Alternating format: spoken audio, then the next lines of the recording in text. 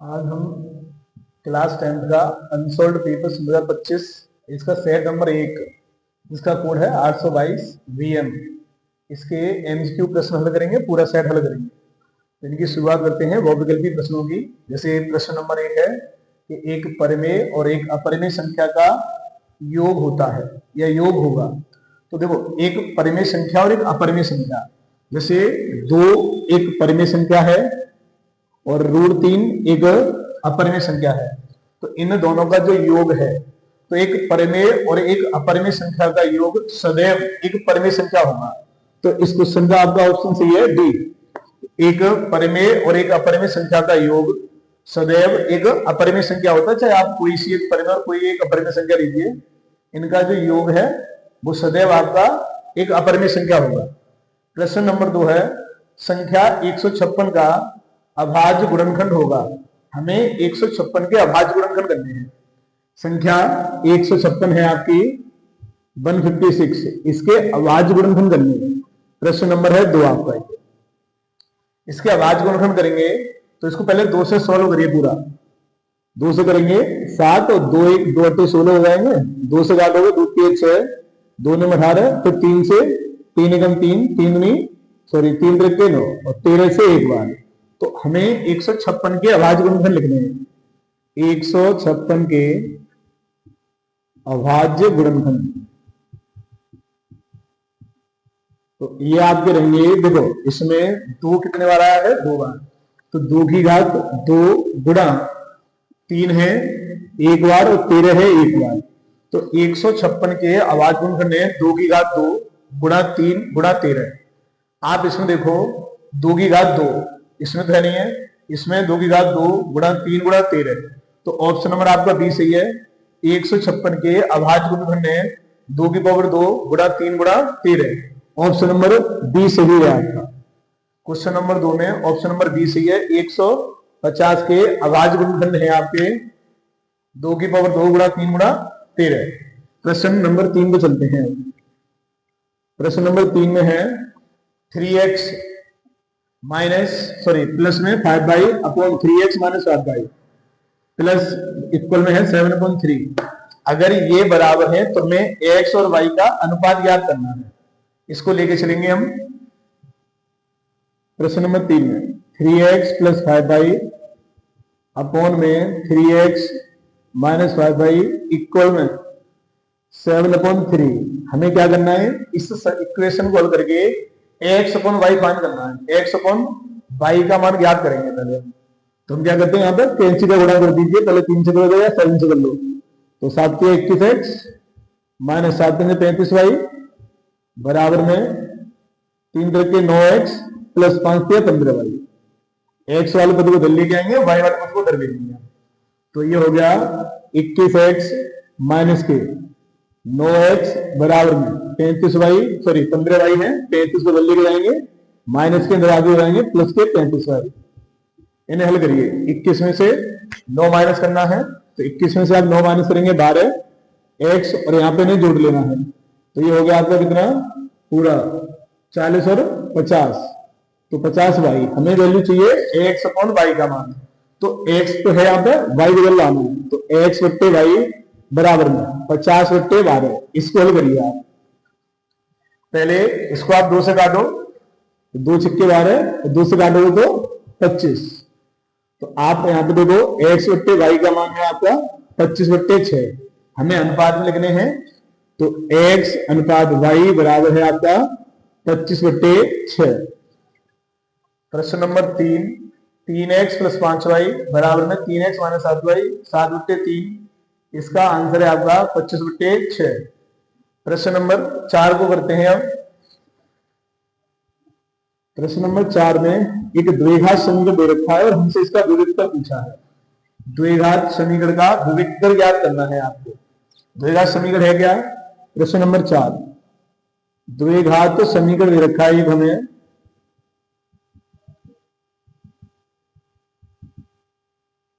द्विघात समीकरण है 3x² माइनस 2x प्लस 1/3 बराबर 0।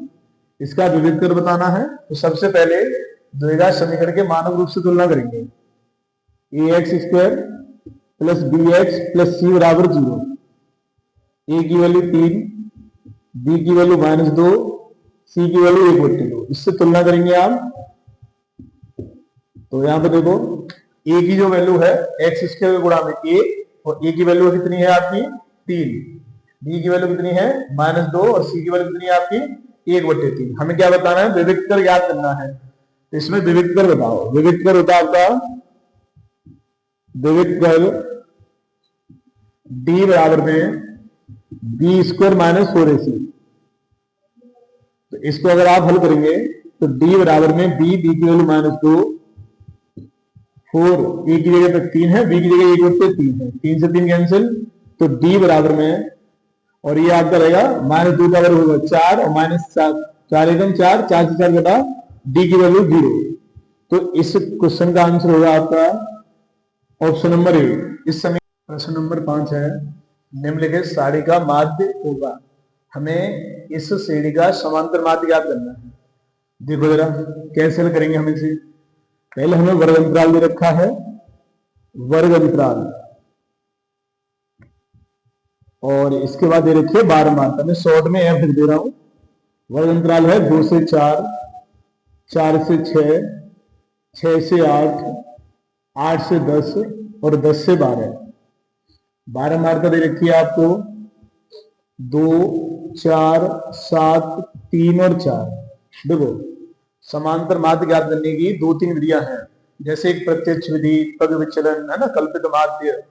तो हम किसी एक विधि से अभी इसको हल कर दे रहे हैं, ठीक है। सबसे पहले अगर हमें कोई सी भी विधि लगानी है तो x का मान ज्ञात करना है। x क्या होता है, तो x को बोलते हैं मध्यमान या मध्य पद, ठीक है। मध्यमान या फिर मध्य पद निकालते कैसे, सुनो। जैसे हमें वर्ग अंतराल दे रखा है तो इन दोनों को ऐड करना है और इसमें 2 से डिवाइड करना है। जैसे 2 और 4 6, और 2 से भाग करेंगे तो कितना आएगा आपका 3। तो ये हो जाएगा आपका 3, यहां पे 6 और 4 10, 2 से भाग करोगे तो 5।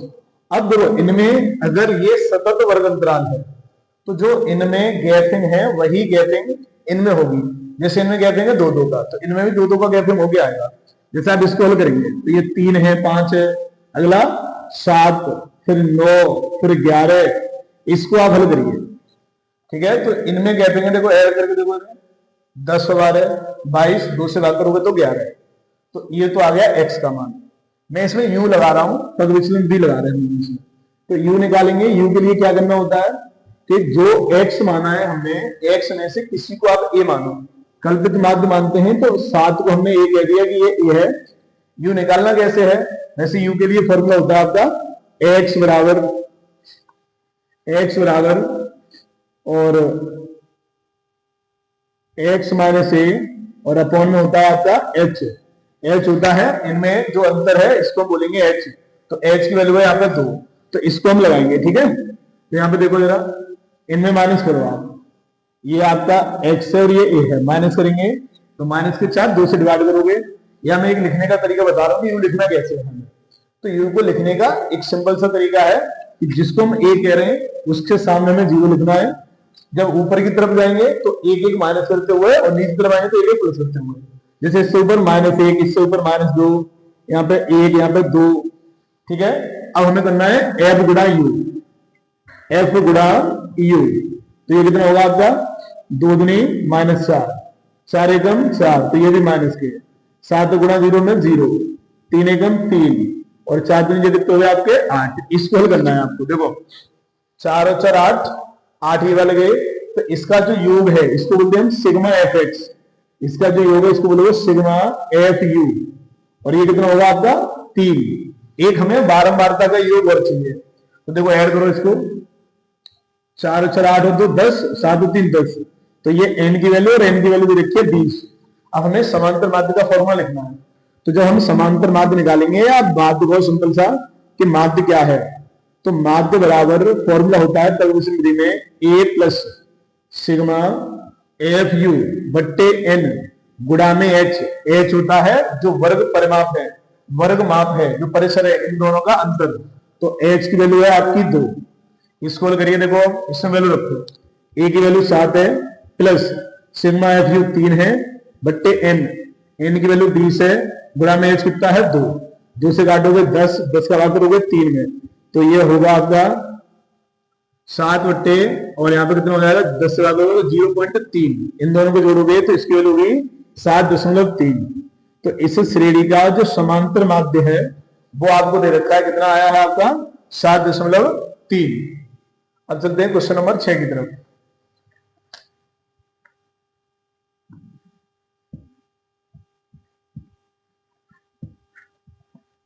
देखिए प्रश्न नंबर 6 में क्या कहा गया है, एक त्रिभुज एबीसी में, जैसे इसमें दिया है कि एक त्रिभुज है एबीसी, इसमें डीई समांतर है बीसी के, और इस प्रकार समांतर है कि जो एडी की माप दे रखी है हमें 1.5, बीडी की माप 3 है, और एई की माप है आपके 2 सेंटीमीटर। हमें एसी की माप याद करनी है कि आप हमें एसी की माप बताओ कितनी होगी, इस पूरे एसी की माप पूछी गई है। तो हम पहले क्या करते हैं, हम ईसी की वैल्यू बता देते हैं, इन दोनों को ऐड कर लेंगे, वही आपकी वैल्यू होगी इसमें। तो जरा करो इसे। तो जो ये आपका ट्रायंगल है, अब चाहो तो अलग से बना लो आप इस तरह से कि ये एक त्रिभुज दे रखा है हमें एबीसी, इसमें ये इसके समांतर है डीई, तो हम यहां लिखते हैं कि त्रिभुज एबीसी में डीई समांतर दे रखा है बीसी के, ये हमें प्रश्न में दिया है। तो चैप्टर नंबर 6 में बीपीटी प्रमेय पढ़ी है हमने, तो बीपीटी प्रमेय से, और बीपीटी प्रमेय क्या कहती है कि यदि किसी त्रिभुज में दो भुजाओं को बनाने वाली रेखा अगर तीसरी भुजा के समांतर है तो वो उन दोनों भुजाओं को समान अनुपात में विभाजित करेगी।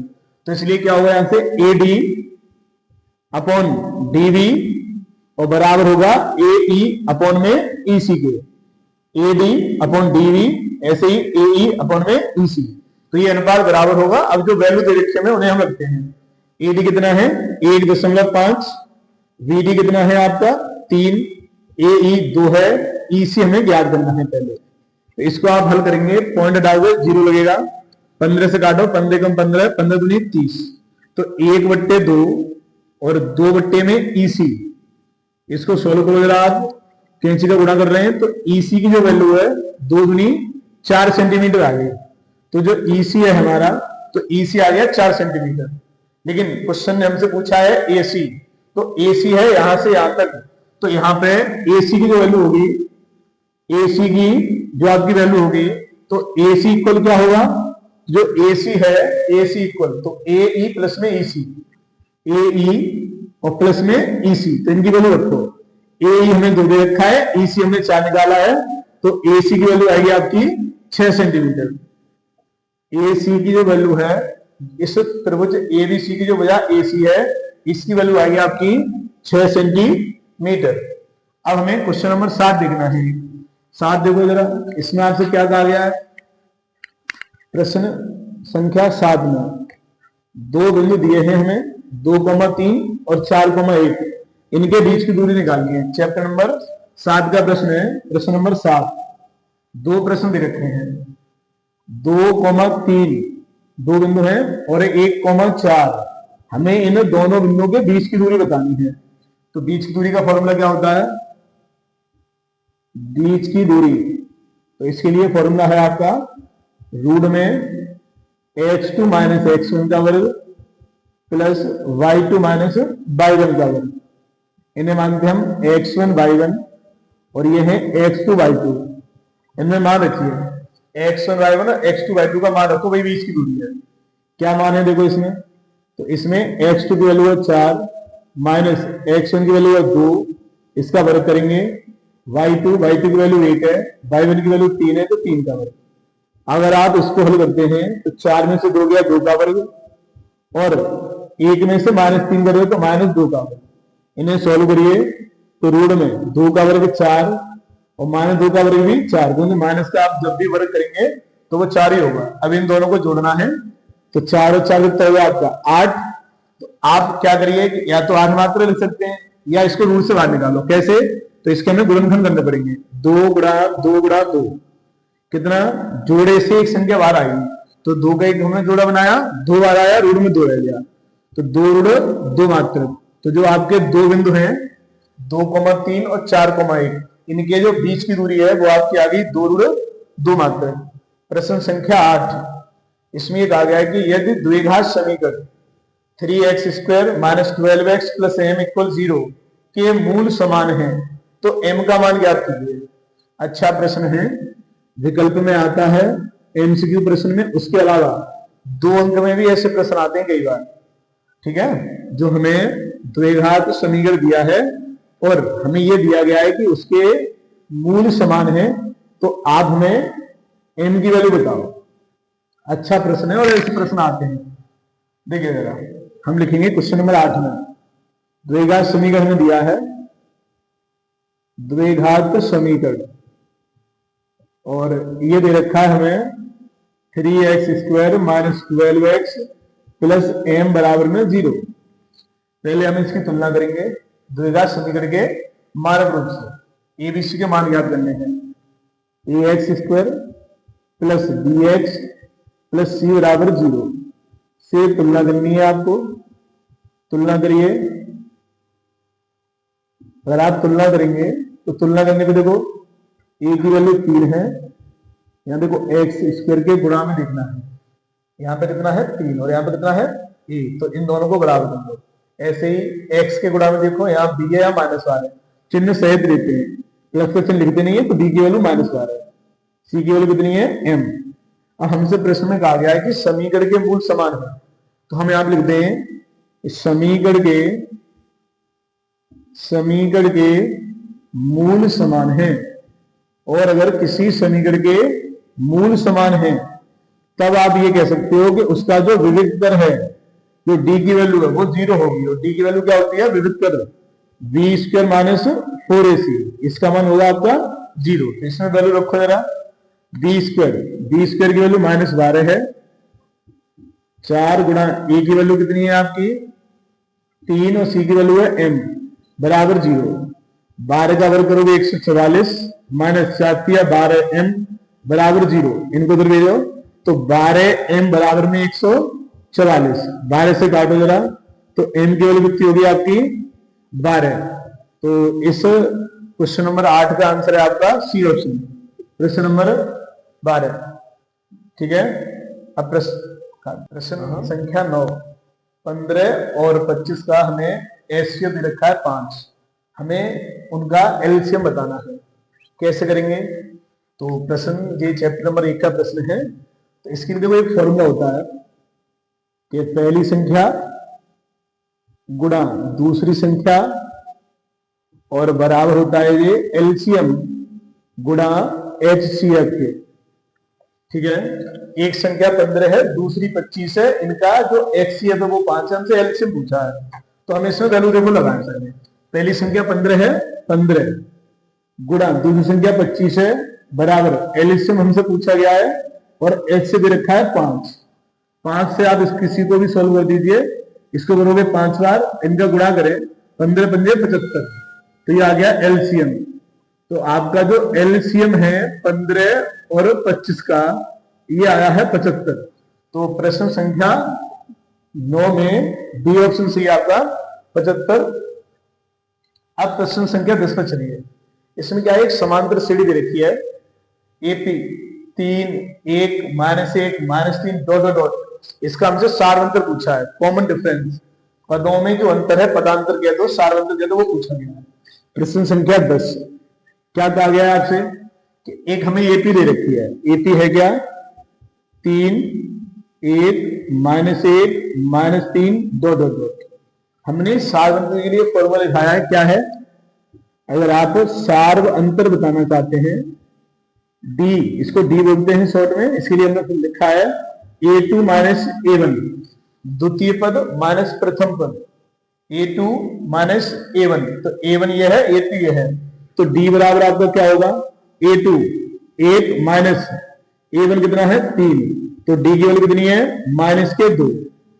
तो इसका जो सार्व अंतर है एपी का वो आपका ए ऑप्शन है -2, एपी का सार्वंतर है -2। प्रश्न संख्या 11, इसमें एक हमें सारणी दे रखी है और ये पूछा है इसका माध्य को वर्ग बता दो। माध्य का वर्ग मतलब किस वर्ग में इसकी माध्यिका आएगी, किसके बीच में आएगा आंसर। तो इसके लिए करना क्या होता है वो समझ रहा आप पहले। जब हमें वर्ग अंतराल दे रखा है, बारंबारता दे रखी है और हमें माध्यक वर्ग पूछा है केवल कि इसमें से माध्यक वर्ग बताइए कि 0 से 5 है, 5 से 10 है, 10 से 15 है, 15 से 20 है, 20 से 25 है कितना माध्यक वर्ग आपका। तो उसके लिए हमें क्या करना है, सबसे पहले जो बारंबारता दे रखी होती है उसके साथ हमें संचयी बारंबारता बनानी है। एक बार हम टेबल बना लेते हैं। प्रश्न संख्या 11 है, वर्ग अंतराल दिया है आपको, शॉर्ट में लिखता हूं मैं, और एक बारंबारता दे रखी है, इसको एफ करो। वर्ग अंतराल है आपका 0 से 5, 5 से 10, 10 से 12, सॉरी 10 से 15 है, 15 से 20, 20 से 25, और बारंबारता दे रखी है हमें 2, 7, 3, 10 और 4। हमने कहा हमें सीएफ बनाना है, सीएफ संचयी बारंबारता बनानी है। अगर हमें माध्यिका बतानी है, माध्यक बताना है या माध्यक वर्ग बताना है तो संचयी बारंबारता बनाना बहुत जरूरी है। संचयी बारंबारता बनाइए आप, देखो कैसे बनाते हैं, बस देख लीजिएगा। 2 की जगह पर 2 रहेगा, अब इनको ऐड करते जाएंगे यहां से और इसको, तो 7 और 2 9, 9 और 3 12, 12 10 22, 22 और 4 आपके 26। तो यहाँ पे जो बारंबारता है इसका संचयी बारंबारता, इसका अंतिम जो है वो आया है आपका अंतिम अंक 26। तो इसका ये बारंबारता है और ये होगी संचयी बारंबारता। हमें माध्यक वर्ग बताना है तो बारंबारता का योग देखो, बारंबारता का योग इसका अंतिम पद और इसका योग सदैव समान होता है, तो ये भी 26 है। हमें कैपिटल एन निकालना है, कैपिटल एन होता है n/2, तो हो गया 26/2, तो आपको कितना होगा ये 26/2, तो ये कितना हो जाएगा आपका 13। अब हमें ये देखना है कि जो संख्या 13 आई है तो संचयी बारंबारता में ऐसी कौन सी संख्या है जो 13 से जस्ट बड़ी है। 13 से बड़ी संख्या देखनी है, देखो यहाँ 2 है, 9 है, 12 है, 12 के बाद कौन सा है 22, तो 22 के सामने वाला जो अंतराल है, जो वर्ग अंतराल है, इसी को हम बोलेंगे कि ये माध्यक वर्ग है। तो आपका जो माध्यक वर्ग है, माध्यक वर्ग, तो माध्यक वर्ग आपका कितना होगा 15 से 20। या देखो मैं इसके लिए एक शॉर्ट ट्रिक भी बताता हूं तुम्हें कि हम डायरेक्ट कैसे निकालना चाहते हैं। बारंबारता में आप सबसे बड़ी वैल्यू देखिए, सबसे बड़ी वैल्यू के सामने वाला ही हमेशा 90% क्वेश्चनों में, एक आध हो सकता ना हो, 90% क्वेश्चनों में यही जो वर्ग अंतराल है यही माध्यक वर्ग होगा आपका। ठीक है, ये क्वेश्चन नंबर 11। 12 में देते हैं क्या है, ये त्रिकोणमिति का प्रश्न है कि यदि tan a बराबर 1 है तो हमें 2 sin a into cos a का मान होगा। हमें tan a की वैल्यू 1 दे रखी है तो हमसे वैल्यू पूछ गई है 2 sin a into cos a की वैल्यू पूछ ली है। देखो जरा इसको हल करते हैं। प्रश्न नंबर 12 क्या है इसमें, प्रश्न संख्या 12, यदि tan थीटा या tan a कहा गया है एंगल को 1/2, सॉरी 1 है 1/2 नहीं है, tan a की वैल्यू है 1, हमसे वैल्यू पूछे 2 sin a into cos a की। तो इसको करने के 2 तरीके हो सकते हैं, मैं वैल्यू से करवा रहा हूं। कैसे, देखो जैसे हमें ये पता है, हमने टेबल पढ़ रखी है, तो उसमें tan में एक वैल्यू क्या होती है, तो tan में जो एक वैल्यू है ये होती है tan 45, tan 45 अंश की। अगर हम यहां से तुलना करते हैं तो तुलना करने पर जो हमारे पास वैल्यू है a की वैल्यू आती है 45, तो जो a का मान है यह है आपका 45। अब इसके बाद हमें जो वैल्यू चाहिए वो चाहिए 2 sin a into cos a की। 2 sin a into cos a का मान ज्ञात करना है, तो हमारे पास जो a की वैल्यू वो हम यहाँ पे लगाते हैं 2 इंटू sin a, तो a की वैल्यू 45 45 अंश, ऐसे ही cos 45 अंश, इनके मान लिखिए तो 2 गुणा में sin 45 अंश, तो ये होता है 1/√2, cos 45 ये भी 1/√2। अगर आप इनके गुणा करते हैं कि 2 का √2 से गुणा √2 से, तो ये 2 रहेगा, 2 से 2 काटोगे तो कितना रहेगा 1, तो 2 sin a into cos a की जो वैल्यू है ये आपकी रहेगी 1। तो प्रश्न नंबर 12 में जो आंसर है वो है आपका सी ऑप्शन, इसकी वैल्यू आएगी 1। प्रश्न संख्या 3 क्या कहा गया, देखो एक वृत्त के केंद्र से 25 सेंटीमीटर दूर स्थित बिंदु Q से वृत्त की स्पर्श रेखा की लंबाई 24 सेंटीमीटर है। हमें वृत्त की त्रिज्या ज्ञात करनी है। एक वृत्त है जिसके केंद्र से 25 सेंटीमीटर की दूरी पर कोई एक बिंदु स्थित है जिसका नाम है Q, और वहां से एक स्पर्श रेखा खींची हुई है, उसकी लंबाई है 24। जैसे देखो इसका चित्र बनाते हैं हम कि एक वृत्त है, मान लेते हैं इसका केंद्र O है, क्योंकि केंद्र कुछ कह नहीं रखा, केंद्र O है। केंद्र से 25 सेंटीमीटर की दूरी, तो केंद्र से ये वाली जो दूरी है ये हम ले लेते हैं 25 सेंटीमीटर है, और एक Q बिंदु है, ठीक है। यहां से वृत्त की स्पर्श रेखा की लंबाई, अब एक वृत्त की स्पर्श रेखा दे रखी है आपको, वृत्त की स्पर्श रेखा, ये स्पर्श बिंदु मान लेते हैं P है, तो यहां से यहां तक की लंबाई है 24 सेंटीमीटर, और हमसे ये कहा गया है आप हमें वृत्त की त्रिज्या बता दो, मतलब हमें PO की वैल्यू बतानी है, ये वृत्त की त्रिज्या है। अब जैसा हम जानते हैं कि वृत्त की त्रिज्या स्पर्श रेखा पर लंब होती है, तो यहां पे ये जो एंगल है ये हो गया 90 डिग्री।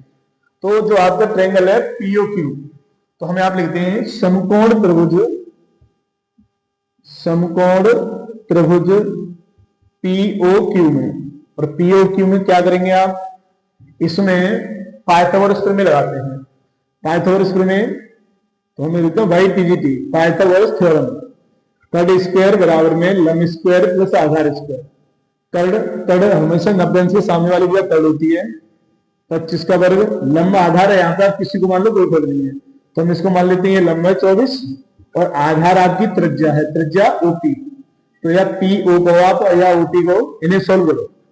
25 का वर्ग 625, 24 का वर्ग 576 प्लस PO का वर्ग। देखो हमें PO की वैल्यू चाहिए तो इनको दरवेजते हैं, 625 माइनस 576 बराबर में PO का वर्ग।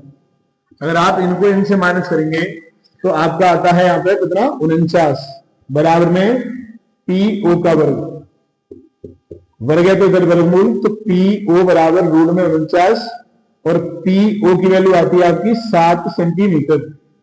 तो जो वृत्त है, वृत्त की त्रिज्या कितनी है 7 सेंटीमीटर, ठीक है।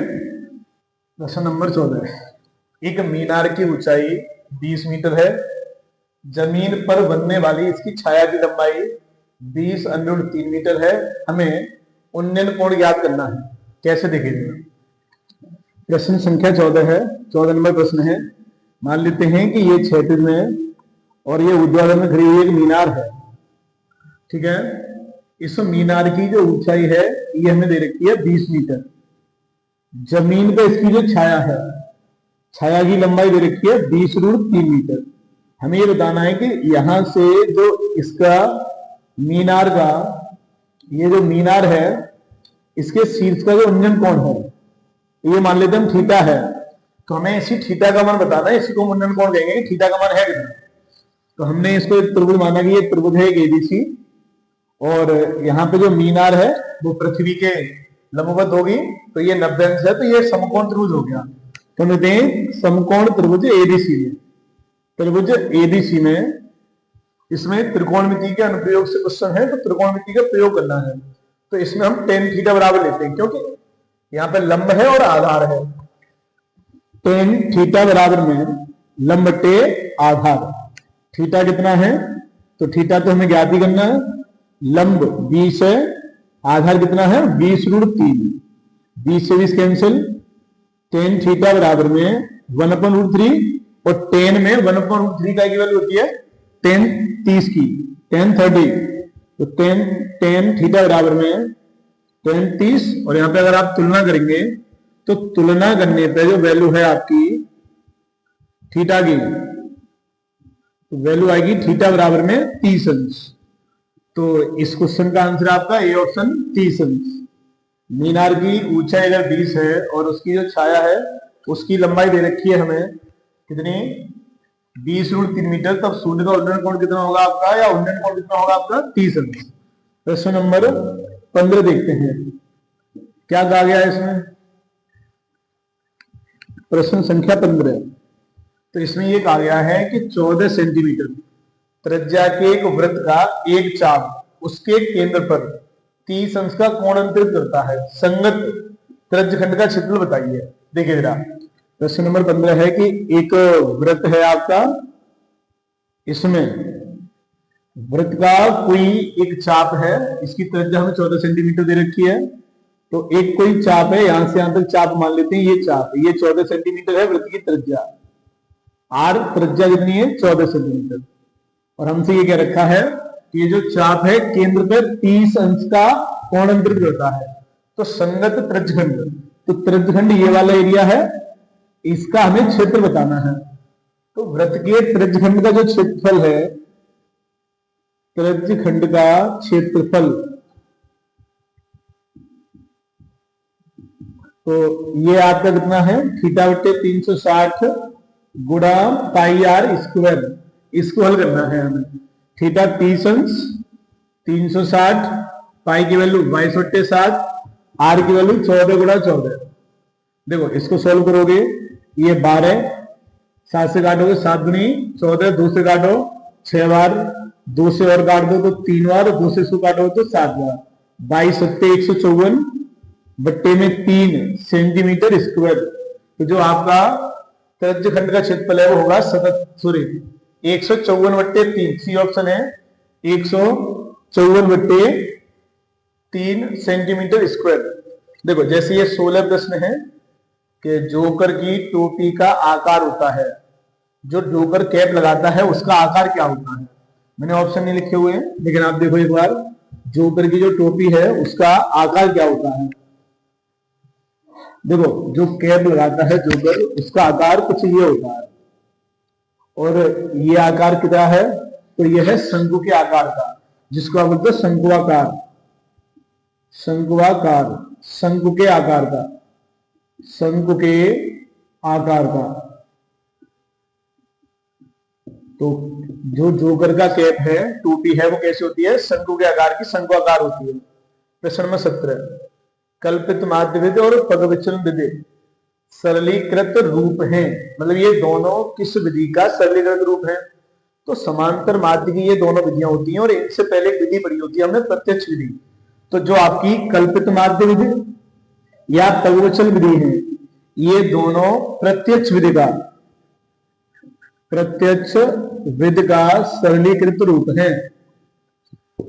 संख्या 15, यदि कुछ प्रेक्षणों का समांतर माध्य, माध्य बोलो आप 15 है, तथा माध्य का 24 है, तो हमें बहुलक बताना है।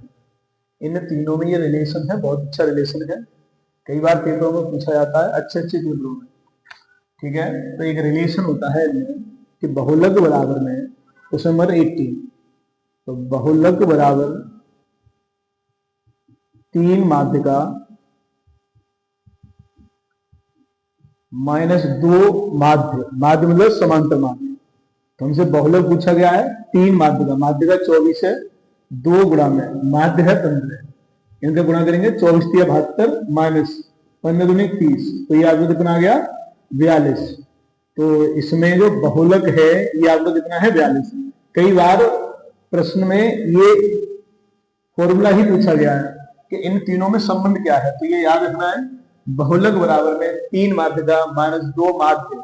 ठीक है, लगभग याद ना रखता तो ऐसे याद रख लो कि माध्य का में पूरे 3 अक्षर हैं तो 3, और माध्य में 2 पूरे अक्षर हैं तो -2, तो 3 में से 2 कम करना है आपको। प्रश्न नंबर है आपका 19, क्या कहा गया है कि जब एक पासे को एक बार फेंका जाता है, अगर हम पासे को एक बार फेंकेंगे तो पासे को एक बार फेंकने पर जो कुल परिणाम है वो 6 होते हैं। या तो 1 आ सकता है, 2 आ सकता है, 3, 4, 5 और 6, इनमें से कोई भी एक आ सकता है। अब ये घटना क्या हो रही है कि पासे को फेंकने पर सम संख्या प्राप्त होने की प्रायिकता। तो जो घटना है, घटना यह है कि हम पासा फेंकते तो हमें सम संख्या प्राप्त होती है। अब सम संख्याएं कितनी है इसमें? तो सम संख्या अगर आप देखो तो सम संख्या दे रखी है तुम्हें 2, 4 और 6। हमें इसकी प्रायिकता बतानी है। तो प्रायिकता का फॉर्मूला होता है घटना के अनुकूल परिणाम, घटना के अनुकूल परिणाम बट्टे में कुल परिणाम। इसको आप एस बोलते हो, कुल परिणाम। तो घटना के अनुकूल परिणाम कितने हैं? 3, और कुल परिणाम कितने हैं? 6। तो आंसर होगा आपका 1/2। तो इसका आंसर कितना है? 1/2। कि जब हम एक पासे को छालेंगे तो एक सम संख्या प्राप्त होने की जो प्रायिकता है ये आपकी रहेगी कितनी? 1/2। प्रश्न संख्या 20, लास्ट एमसीक्यू प्रश्न है, प्रश्न संख्या 20। क्या कहा गया इसमें? तो इसमें आपसे ये कहा गया है कि अच्छी प्रकार से फेंटे हुए ताश के 52 पत्तों में से एक पत्ता यादृच्छा निकालने पर पत्ते के रानी, रानी मतलब बेगम होने की प्रायिकता बताओ। देखो कुल पत्ते अगर हम देखें 20 में, तो जो टोटल ताश है हमारे पास कुल पत्ते हैं ये होते हैं 52। इसमें से रानी तो 4 तरह के पत्ते होते हैं, प्रत्येक में एक एक रानी होती है बेगम। तो जो रानी है, रानी गई है या बेगम, तो इनकी जो संख्या है ये होती है आपकी 4। ठीक है, तो हमें ये बताना है कि इसकी प्रायिकता क्या है। तो प्रायिकता आपको रानी होने की बतानी है। अभी तक जो हमने प्रश्न किए थे वो खंड के क्वेश्चन थे, एमसीक्यू प्रश्न, बहुविकल्पी प्रश्न। अब यहां से खंड व के वर्णनात्मक प्रश्न शुरू कर रहे हैं। ठीक है, वर्णनात्मक प्रश्नों को हमें सही लैंग्वेज के साथ लिखना होता है ना, कायदे में पूरा कंप्लीट लिखना है। ठीक है, तो यहां से शुरू कर रहे हैं। प्रश्न नंबर 1, सभी खंड हल कीजिए। इसमें 6 खंड हैं हमें और सभी को हल करना है, प्रत्येक को। तो इसमें पहला खंड क्या है, इसमें पहला खंड इसमें है कि एक लंबवृत्तीय शंकु की ऊंचाई तथा आधार का व्यास क्रमशः हमें दे रखे हैं और शंकु का हमें आयतन ज्ञात करना है। 2-2 अंक के प्रत्येक प्रश्न है और हमें सभी हल करने हैं। 6 प्रश्न, इसमें चॉइस नहीं होती हमारे पास, सभी करने हैं। ऐसे ही सेम पैटर्न है बोर्ड का आपका। तो देखो इसका जो क्वेश्चन है, तो इसमें हम क्या क्या कंडीशन देखेंगे। देखो प्रश्न नंबर क, जैसे लंबवृत्तीय शंकु की ऊंचाई, तो हमने यहां पे लिखा शंकु की ऊंचाई, शंकु की ऊंचाई, और इसको हम शॉर्ट में एच लिखेंगे। एच की वैल्यू दे रखी है हमें 48 सेंटीमीटर। जैसे मान लो ये एक शंकु दे रखा है हमें इस आकृति में, इस वाली ऊंचाई को, इसको आप दोगे 48 सेंटीमीटर, ये एच है आपकी। अब हमें व्यास, तो व्यास होता है जो शंकु का आधार है वृत्त के आधार का, इसका व्यास है। तो शंकु के आधार का व्यास, शंकु के आधार का व्यास, और व्यास हमें दे रखा है 48 सेंटीमीटर, सॉरी 28 सेंटीमीटर है। हमें अगर आयतन ज्ञात करना है तो हमें इसकी त्रिज्या चाहिए, और त्रिज्या व्यास की होती है आधी। तो यहां पे आप लिखोगे शंकु की त्रिज्या, शंकु की त्रिज्या, और शंकु की त्रिज्या क्या होगी, तो शंकु की त्रिज्या होगी आपकी आर बराबर में व्यास बट्टे में 2। तो व्यास हमें दे रखा है 28 और बट्टे में 2, तो आर की वैल्यू आएगी आपकी 14 सेंटीमीटर। ये व्यास त्रिज्या आ गई। हमें पूछा गया है आप शंकु का आयतन बता दो जरा, शंकु का आयतन। और शंकु का आयतन क्या होगा, तो यहां पर हम लिखेंगे शंकु का आयतन, और इसका फॉर्मूला हमें याद होना चाहिए।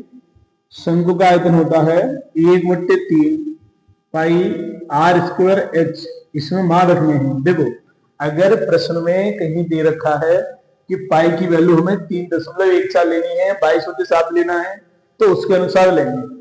और जो कुछ नहीं लिखा हुआ है तो पाई की वैल्यू हमेशा हम 22/7 लेंगे। इसको हल करिए जरा। देखो 1/3 पाई, पाई की वैल्यू 22/7, आर, आर स्क्वायर है तो 2 बार 14 गुणा 14, और त्रिज्या 48 तो 48।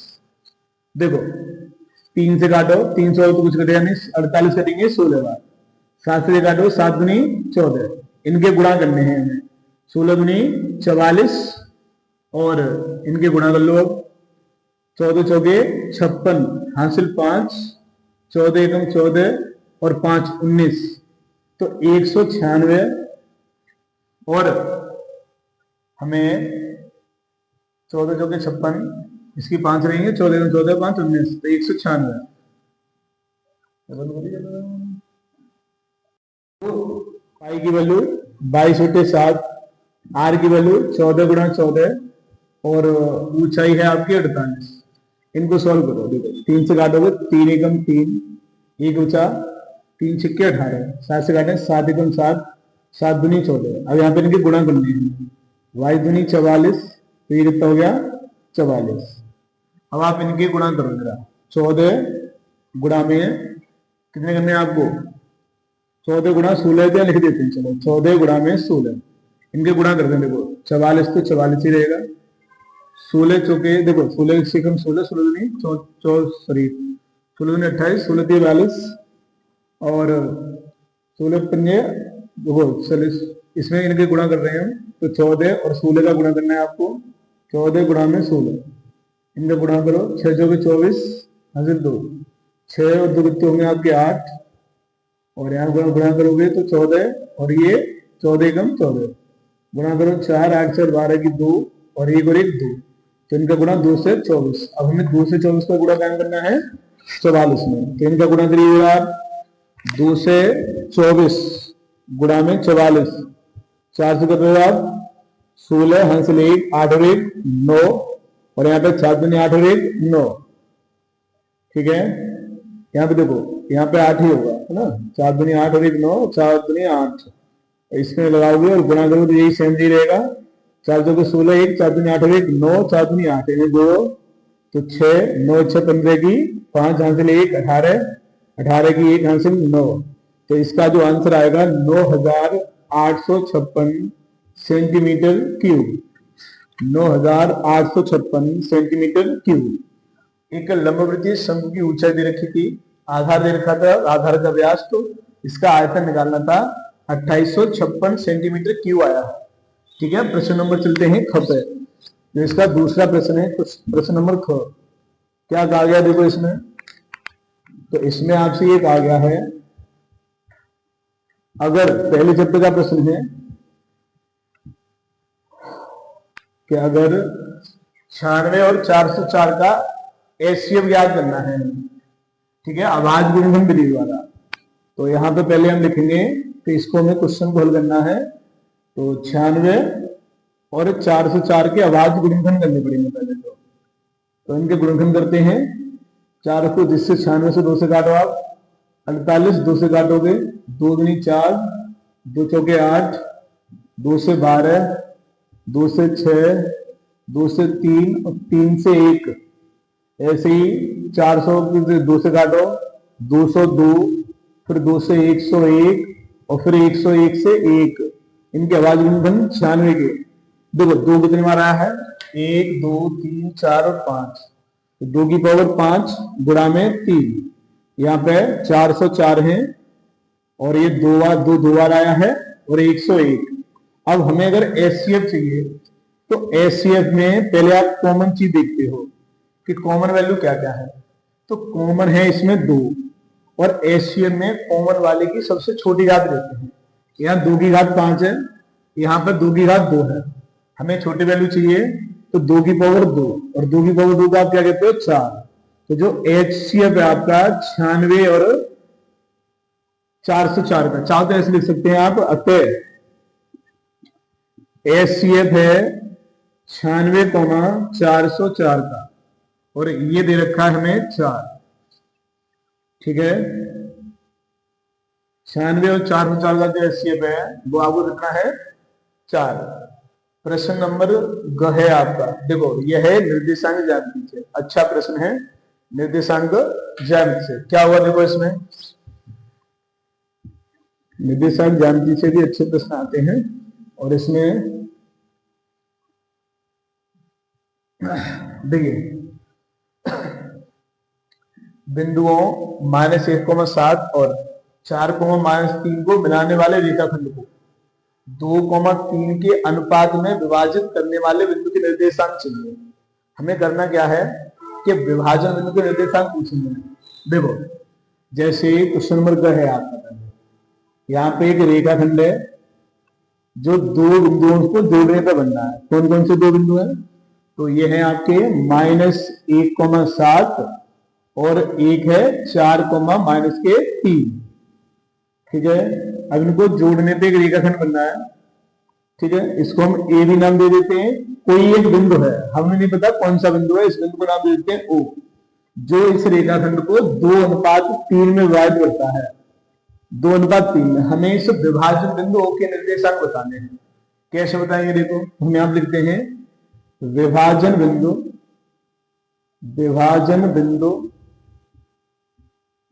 ओ के निर्देशांक, तो जब भी आपको विभाजन बिंदु के निर्देशांक निकालने हैं तो इसके लिए आपका फॉर्मूला होता है m1x2 प्लस m2x1 अपॉन में m1m2 comma m1y2 plus m2y1 upon में m1m2। सोल्व करिए जरा इसे, वैल्यू रखो। देखो कहां से लेके आओगे तो ये value x1 y1 x2 y2, ये m1 और ये m2, इनकी वैल्यू रखो। आप देखो क्या होगा इसमें, अगर आप इसमें लगाते हो देखो तो कंडीशन ये होगी कि m1 की वैल्यू, इनकी वैल्यू सभी रखो। m1 2 है, x2 कितना है आपका 4, m2 तो m2 की वैल्यू है 3 और x1 ये -1 है अपॉन में m1 m2 तो 2 प्लस 3 कॉमा m1 2 है, y2 -3 है और m2 कितना है आपका 3, y1 है 7 बट्टे में 2 प्लस 3। इसको सोल्व करिए भैया आंसर है। तो ये 4 दूनी 8 -3 एकम 3 और 3 और 2 5 कॉमा -3 दूनी 6 7 के 21 बट्टे में 5। सोल्व करो से 5 बट्टे 5 कॉमा 15 में से 6 गए, सॉरी 21 में से 6 गए तो 15 और बट्टे में 5, 5 से काटो एक बार, 5 से काटोगे 3 बार तो कितने आए 1,3। तो यही आपका आंसर है जो आपका इन दोनों बिंदुओं को बनाने वाली रेखाखंड है। ये पहले का और घ नंबर प्रश्न है। ये साइन अल्फा बराबर 1/2 कॉस बीटा बराबर 1/2 तो अल्फा प्लस बीटा का मान ज्ञात करना है। कैसे करेंगे देख लीजिए जरा। इसमें ये कह रखा है हमसे कि साइन अल्फा बराबर 1/2 कॉस अल्फा या कॉस बीटा बराबर 1/2। हमसे वैल्यू पूछी है अल्फा प्लस बीटा की। तो पहले हम क्या कर रहे हैं, अल्फा और बीटा के मान ज्ञात करेंगे और उसके बाद बताएंगे, है ना। तो क्या करोगे देखो सुनो, इसमें हम साइन अल्फा बराबर 1/2 है तो साइन में 1/2 वैल्यू किसकी होती है, तो साइन में 1/2 वैल्यू होती है साइन 30 की। तो साइन 30 और आप तुलना करते हैं तो तुलना करने पे आप अल्फा की वैल्यू निकाल सकते हो। तुलना करने पर और इसकी वैल्यू निकलेगी अल्फा बराबर में 30 है। ऐसे ही अगर आप cos बीटा, तो cos में ये वैल्यू देखो 1/2 तो ये होती है 60 की, और यहाँ पे अगर आप तुलना कर रहे हैं, तुलना करने पर तो ये वाली वैल्यू होगी तो बीटा की वैल्यू कितनी होगी 60 डिग्री। प्रश्न हमसे क्या पूछ रहा है, तो प्रश्न में पूछा गया है आप हमें अल्फा प्लस बीटा की वैल्यू बताइए। तो अल्फा बीटा की वैल्यू रखो 30 अंश प्लस 60 अंश, तो ये कितना होगा 90 अंश। तो आपका जो अल्फा प्लस बीटा है ये कितना हो गया 90 डिग्री। ठीक है।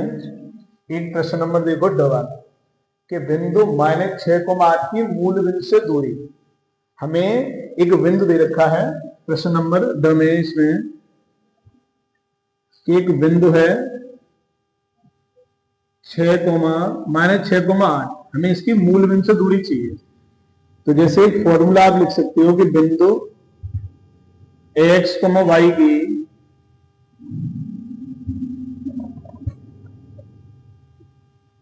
मूल बिंदु से दूरी, मूल बिंदु से दूरी, तो इसके लिए फॉर्मूला होता है आपका रूट में x² plus y²।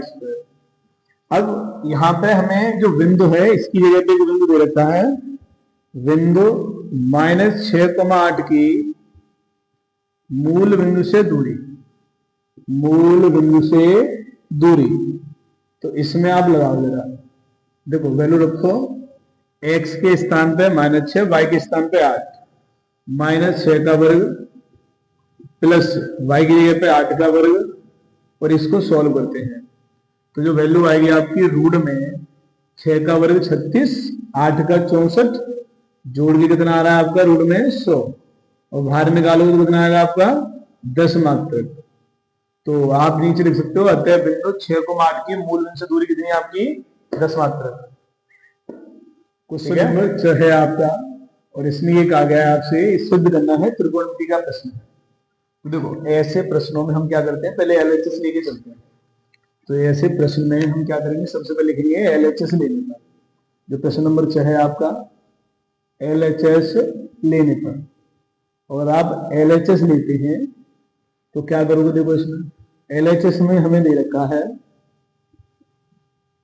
cot A minus cos A upon में cot A plus cos A। हमें करना क्या है, सुनो देखो, ज्यादातर प्रश्नों में त्रिकोणमिति में हमें प्रश्नों को साइन कोस में लेके आना है। तो जैसे इस प्रश्न में ये तो कॉस है ही, हम कॉट को कॉस में या साइन में कैसे बदलें, तो इसके लिए आप एक फॉर्मूला लगा सकते हो। यहाँ पे मैं भी लिख देता हूं कि जो कॉट ए है ये कॉस बट्टे साइन का रेशियो होता है। तो इस जगह हम यही लगाएंगे, देखो कॉस के स्थान पर कॉट की तरह कॉस ए बट्टे में साइन ए माइनस कॉस अपॉन में कॉस ए बट्टे में साइन ए प्लस के कॉस ए। देखो यहां पर ऊपर से कॉस ए हम कॉमन ले सकते हैं, कॉस ए हमने कॉमन लिया तो यहां पे 1 अपॉन साइन ए माइनस यहां से कॉमन ले लिया तो बनी बचेगा केवल। ऐसे ही यहां पे देखो हर में कॉस ए कॉमन ले रहे तो 1 अपॉन साइन ए माइनस प्लस 1 है, यहाँ पे प्लस कॉस है तो कॉस कॉमन ले लिया प्लस 1, कॉस से कॉस कैंसिल। अब एक फॉर्मूला है कि 1 अपॉन साइन ए का के इक्वल होता है, तो ये इक्वल होता है रेसिप्रोकल फॉर्मूला में कोसेक ए के इक्वल। तो 1 अपॉन साइन ए को आप कोसेक ए लिख सकते हो, तो ये कोसेक ए माइनस 1 इक्वल है सॉरी अपॉन में कोसेक ए प्लस 1। तो यहां पे आप देख सकते हो LHS इक्वल है आपका RHS के। क्वेश्चन नंबर 2 देखो, इसमें ये कहा गया है कि किन्हीं 5 खंडों को हल करिए। इसमें टोटल 6 खंड होंगे। पेपर में आपको कोई भी 5 करने हैं, लेकिन यहाँ पे मैं आपको 6 के 6 कराऊंगा, ठीक है। तो इसका देखो पहला खंड है जो क खंड है कि किसी AP का 17वां पद उसके 10वें पद से 7 अधिक है, इसका सारांतर ज्ञात कीजिए। कैसे करेंगे देखो जरा, इसमें ये कहा गया है आपसे जो दूसरे का क नंबर है, इसमें कोई एक समांतर श्रेणी है। तो पहले हम एक काम करते हैं, इसमें लिखते हैं माना को AP का प्रथम पद A और सारांतर D है। देखो ये लाइन समांतर श्रेणी के किसी भी क्वेश्चन में आप लिखिए। अब कंडीशन देखो, इसमें एक कंडीशन दे रखी है कि 17वां पद उसके 10वें पद से 7 अधिक है। तो हमें लिखें प्रश्नानुसार जो आपको 17वां पद है, 17वां पद, ठीक है, और क्या है कि उसके 10वें पद से 7 अधिक है। तो यहां पर 10वां पद और इससे कितना ज्यादा है, 7 ज्यादा है। अब देखो 17वां पद या 10वां पद हम कैसे लिखेंगे, जैसे अगर हमें कोई पद लिखना है तो पद लिखने के लिए सबसे पहले A लिखेंगे हम, और जो सा पद लिखना है उसमें से एक कम करके D लिखेंगे। जैसे 17 प्लस 17वां पद है तो इसको A प्लस 1 कम करिए 16D बराबर में। 10वां पद लिखना है तो A प्लस 1 कम करिए तो 9D प्लस से कितना है 7। देखो इसमें सारांतर पूछा गया है, इस समी को हल करेंगे, यहां से दूसरा मान लिखने का बस। तो देखो A से कट गया आपका, ये 16 16D है, माइनस इधर आएंगे, माइनस को जाएंगे 9D बराबर में 7। 16D में से 9D गए तो 7D बराबर में 7, 7 से 7 काट दो, D की वैल्यू 1 आ गई। तो AP का जो सारांतर है आपका 1 है। तो आप लिख सकते हो अतः AP का सार्वअंतर और इसी को आप D कहते हो, D की वैल्यू कितनी आपकी 1 है, ठीक है। 4 अंक वाले प्रश्न है लेकिन छोटा सा प्रश्न है ये। तो इसमें इसका जो आंसर है वो आपका कितना होगा, सारांतर 1। दूसरा प्रश्न हमें एक द्विघात समीकरण दिया है, इसके मूल ज्ञात करने हैं। अब मूल ज्ञात करने के कई तरीके हैं, जैसे गुणनफल विधि, ठीक है, इसमें सीधा अच्छा लगा सकते हैं लेकिन हम गुणनफल से ही कर रहे हैं इसको। देखो इसको हटाएं, इसमें देखो जो आपका दूसरे का और ख क्वेश्चन है कि समान हमें समीकरण दे रखा है। तो समीकरण है क्या, देखो एक द्विघात समीकरण दिया है, √2x² प्लस 7x प्लस के 5√2 बराबर 0।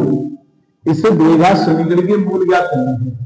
मूल मीन्स इसके वह x का मान ज्ञात करना है जिससे ये सभी को संतुष्ट हो जाए। तो कैसे करेंगे? गुणनखंड विधि से। कैसे करना होता है देखो सुनो। सबसे पहले हम एक्स स्क्वायर के गुणांक का और अचर पद का दोनों का गुणा करते हैं। तो यहाँ पे कितना है? ये √2 और यहाँ पे कितना है? 5 √2। दोनों के गुणा करेंगे तो √2 का गुणा √2 में 2 और 2 का 5 में तो 5 में कितना हो जाएगा आपका? 10। इसको आप हल करिए जरा। और हम इनको हल करेंगे तो क्या होगा? यहाँ पर देखो जरा, इनको गुणा करें तो ये 10 होगा। गुणा करने पे 10 और जोड़ने में करना चाहिए 7। तो इसमें क्या कंडीशन होगी देखो जरा। 5 दूनी 10 और 5 तो कितने होते हैं आपके? 7। तो इसको ही करो आप। √2x² प्लस 5 + 2 × x प्लस 5√2 बराबर में 0। √2x², x अंदर गुणा करो 5x प्लस √2x है और 5√2x बराबर में 0। देखो अब यहां से हम कॉमन कैसे ले सकते हैं? यहाँ पे हमें केवल x ही कॉमन मिल रहा है। √2 है तो और कुछ कॉमन मिलेगा नहीं। तो यहाँ पे आप x कॉमन ले लो। √2 प्लस 5 इंटू में x बचेगा यहाँ पे। और देखो 2x तो एक x बचा। इस जगह पे देखिए जरा, इस 2 को आप क्या लिख सकते हो? √2 इंटू √2। 2 है, 2 के तो गुणनखंड करो तो √2 इंटू √2 लिखेंगे। अब इनमें कॉमन देखो, यहाँ पर √2, यहाँ पे भी √2। तो √2 कॉमन ले लो आप यहाँ पे। तो कंडीशन क्या बचेगी? √2 बचेगा। यहाँ पे देखो एक √2 आप ले लोगे तो 1 बचेगा यहाँ पे। तो √2 इंटू x प्लस √2 कॉमन ले लेंगे तो 5 बचेगा बराबर 0। ये 2 पद हो गए। इन दोनों पदों को कोष्टक समान है। √2 इंटू x प्लस 5, इसको आप कॉमन ले लीजिए तो यहाँ पे x प्लस √2 बराबर हो जाएगा 0। इसको ही करिए जनाब। इन दोनों को अलग अलग 0 के बराबर करेंगे हम। √2x प्लस 5 बराबर 0, √2x बराबर में -5। ये गुणा में है, इधर जाएंगे भाग में। तो x की वैल्यू -5 बट्टे √2 और यहाँ पे x बराबर कितना होगा? x प्लस √2 बराबर में 0। x की वैल्यू चाहिए तो माइनस के √2। तो समीकरण के आपके 2 मूल निकल के आए। कौन कौन से? तो ये लिखे हुए हैं। तो इनको आप ऐसे लिखो, अतः समीकरण के मूल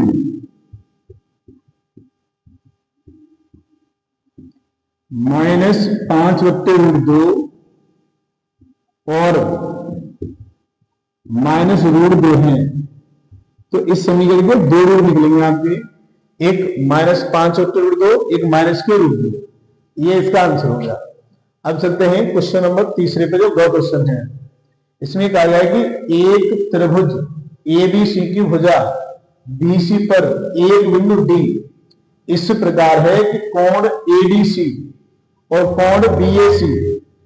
तो हमें यह बताना है, सिद्ध करना है हमें कि AC का स्क्वायर बराबर है CD इंटू CD के। कैसे करेंगे इसे? देखो प्रश्न ये आपका छठवें चैप्टर का प्रश्न है, त्रिभुज से, है ना।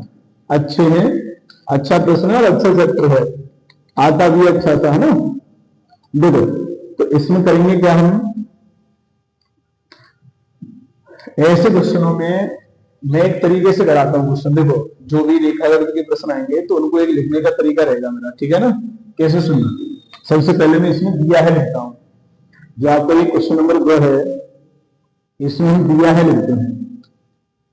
देखो क्वेश्चन में क्या क्या दे रखा है वो हम लिखेंगे यहाँ पर। तो जो ये कहा गया है कि एक त्रिभुज ABC की भुजा BC पर एक बिंदु D, ठीक है, इस प्रकार है कि सी को दिया है कि एक त्रिभुज ABC की भुजा BC पर एक बिंदु इस प्रकार है, इस प्रकार है कि कोण ABC बराबर है कोण BAC के। ये तो हमें दिया है। अब हमें सिद्ध क्या करना है इसमें? तो हमें इसमें सिद्ध करना है, सिद्ध करना है। और सिद्ध क्या करना है हमें? कि सी ए का वर्ग बराबर है c b into c d के। अब देखो इसका हमें चित्र भी बनाना पड़ेगा। चित्र कैसे बनाएंगे समझना। इसमें ये कहा गया है कि एक त्रिभुज है एबीसी, हमने एक त्रिभुज बनाया एबीसी, ये एक त्रिभुज दे रखा है हमें और इस त्रिभुज का नाम है एबीसी। अब क्वेश्चन में क्या कहा गया है कि त्रिभुज एबीसी की भुजा बीसी, ये बीसी भुजा है, इस पे एक बिंदु है और बिंदु कौन सा है आपका, एक बिंदु यहां पे लिखा नहीं है, एक बिंदु डी है, ठीक है। एक बिंदु इस जगह पे आप लिख लेते हैं, यहां पर बिंदु डी है, तो डी इस जगह पे आप दो बिंदु ले लो कहीं पर भी। और इस प्रकार है कि कोण ए बी सी, जब आप इसको मिलाओगे तब जो एंगल बनेगा एबीसी, ये वाला एंगल, और ये बराबर जाएंगे बी ए सी के, इस पूरे वाले एंगल के बराबर है। तो हमें इसे प्रूव करना है। तो देखो इसकी उत्पत्ति में लिखते हैं, देखो हल कैसे करेंगे समझना। ऐसे क्वेश्चन में जो एंगल दे रखे हैं हम उन्हीं को त्रिभुज मान के चलते हैं। कैसे देखना, हमने लिखा त्रिभुज ए बी सी, जो ये एंगल हमने वो त्रिभुज कह दिया, तो ये त्रिभुज कहां पर, त्रिभुज ए बी सी इस वाले त्रिभुज में, और त्रिभुज बी ए सी में, बी ए सी इस वाले त्रिभुज में, इन दोनों में देखो, इनको पहले हम समरूप करते हैं। कैसे करते हैं देखो, अगर चाहो तो अलग अलग बना सकते हो। देखो एक एबीसी ऐसे दे रखा है तुम्हें, ये एबीसी है या बीएसी को इसको, और इसी में एक ये वाला है, केवल आपको समझाने के लिए बना रहा हूं मैं, ठीक है, बनाना नहीं है किसी को से। देखो इसमें ये एबीसी है, क्या करेंगे देखो, इसमें ये वाला एंगल इसके एंगल के इक्वल है, इन दोनों को हम सर्वांशम करना चाहते हैं। तो पहले तो ये हमें दे रखा है कि एंगल एबीसी बराबर देगा एंगल बीएसी के, ये हमें क्वेश्चन में दिया है कि ये दोनों कोण कैसे हैं, बराबर हैं। अब इसके बाद देखो आप, चाहे तो मैं इसको कहूं एबीसी को, फिर भी हम एंगल सी ले रहे हैं, ये वाला एंगल, चाहे आप ये कह दो और इसी में कहो बीएसी, तो ये एंगल सी है, तो एंगल सी दोनों में है, तो इसको हम बोलेंगे उभयनिष्ठ। ये दोनों में दे रखा है तो ये आपको हो गया उभयनिष्ठ। यहां पे देखो एक हमने नियम पढ़ा है कि अगर किसी त्रिभुज में दो कोण बराबर हैं तो दोनों त्रिभुज आपके समरूप होते हैं। कौन से नियम से होते हैं, तो ये होता है आपका ए समरूपता नियम। तो ए समरूपता नियम से, समरूपता नियम से, और ये आपके जो त्रिभुज हैं, त्रिभुज ए बी सी समरूप होंगे ये, और समरूप का होंगे बीएसी के। अगर ये समरूप हैं तो इनकी संगत वह होती है समानुपाती। देखो मैं यहां से इनकी वजह लेता हूं, कैसे समझना। पहले हमने इस त्रिभुज में ए डी लिया, तो इसमें कौन सा लेंगे, बी ए। अब यहां पे हमने लास्ट वाले दो डीसी, तो हम डीसी को सी डी लिख रहे उल्टा करके, क्योंकि यहां पे सी डी का आ गया है, तो सी डी, तो यहां पे भी आप उल्टा करके लिखोगे तो ये क्या हो जाएगा, सी ए बराबर, अब इन्हें ले लो, इसको हम ए सी कह रहे हैं, सी ए और बट्टे में, तो इसको कहोगे तो इसको कहोगे आप सी डी। तो ये तीनों भुजाएं आपकी बराबर होंगी, क्योंकि ये दो त्रिभुज आपके कैसे हैं, समरूप। और अगर त्रिभुज समरूप है तो इनकी तीनों संगत भुजाएं समानुपाती होंगी, सभी भुजाएं। लेकिन जो हमें सिद्ध करना है वो इन दोनों से ही होगी, इन दोनों को लेकर चलेंगे हम, और इसमें क्रॉस मल्टीप्लिकेशन करिए जरा। तो क्या कंडीशन आएगी इसमें कि सी ए का वर्ग बराबर है, देखो सी ए इंटू सी ए, तो सी ए का वर्ग बराबर है, यहाँ पे थोड़ा उल्टा लिखे सी बी है, यहाँ पे तो बी लिखना है सी डी, तो इसको लेके आओगे तो सी डी, और इंटू में क्या होगा आपका सी डी। तो यही हमें सिद्ध करना था। इसका 4 अंक का प्रश्न है। पहले हमें त्रिभुज क्या करने थे, समरूप करने थे, उसके बाद आपको ये सिद्ध करना था, ठीक है। तो ये आपका प्रश्न नंबर ग है, दूसरे का ग, 4 अंक का प्रश्न है, चैप्टर नंबर 6 से। अब चलते हैं प्रश्न नंबर घ पर। इसमें क्या कहा गया सुनो, एक हमें चतुर्भुज दे रखा है एबीसीडी, किसी वृत्त के परिवृत्त है। हमें फिर यह सिद्ध करना है कि a b plus c d बराबर है a d plus b c के। अच्छा प्रश्न है ये। देखो एक कोई क्या है, चतुर्भुज है, जो एक वृत्त के परिवृत्त खींचा गया है, मतलब वृत्त के चारों ओर, तब हमें यह सिद्ध करना है कि AD प्लस CD बराबर है AD प्लस BCD। कैसे करेंगे देखो जरा।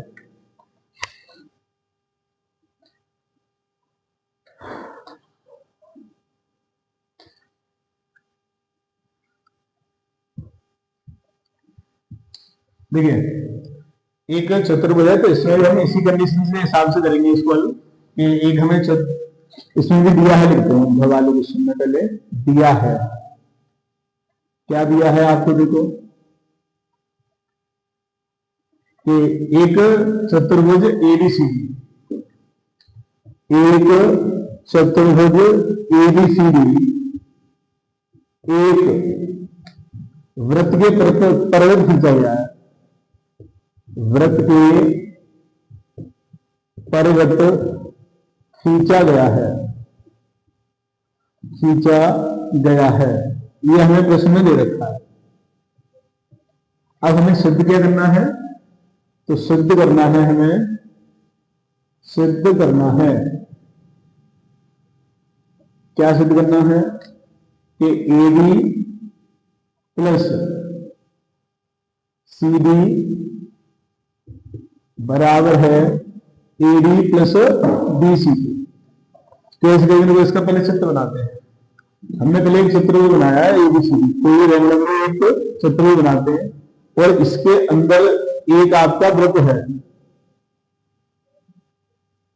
ठीक है। ये ABCD एक कोई चतुर्भुज है, इसके अंदर एक वृत्त है, इसका चिन्ह भी देते हैं O, बस जरूरत नहीं पूरी मान लो आप, ठीक है। स्पर्श बिंदु देते हैं, ये स्पर्श बिंदु लिखते हैं P Q, इसको R ले लेते हैं और इसको S ले लेते हैं। अब हमें यह सिद्ध करना है कि जो AB है, AB प्लस CD ये बराबर है, ठीक है, AD प्लस BCD। कैसे करेंगे देखो जरा, इसको ऊपर में लिखते हैं हम। क्या होगा, एक हमने प्रमेय पढ़ी है कि किसी वृत्त पर बाह्य बिंदु से खींची गई स्पर्श रेखाओं की लंबाइयां सदैव बराबर होती हैं। तो हम इसी को लिखते हैं, हम जानते हैं कि वृत्त पर किसी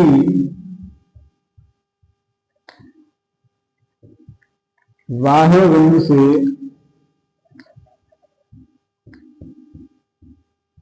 खींची गई स्पर्श रेखाओं की लंबाइयां, स्पर्श रेखाओं की लंबाइयां समान होती हैं, समान होती हैं।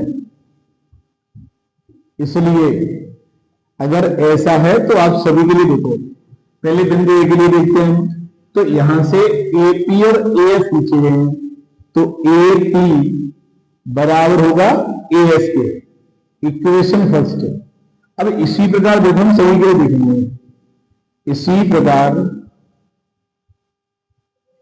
क्या होगा, B के लिए BP और BQ ये दोनों बराबर होंगे, BP बराबर होगा BQ के, ये समीकरण 2 है। ऐसे बिंदु C के लिए देखो तो CR ये बराबर होगा CQ के, तो CR बराबर है CQ के, ये समीकरण 3 है।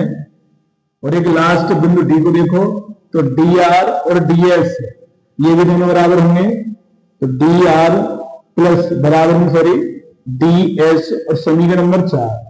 करना क्या है, हमें ये पूरी विवरण चाहिए ABCD AD BC, तो हम इन चारों समीकरण को जोड़ देते हैं।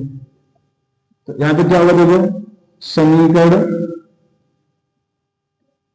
1 2 3 और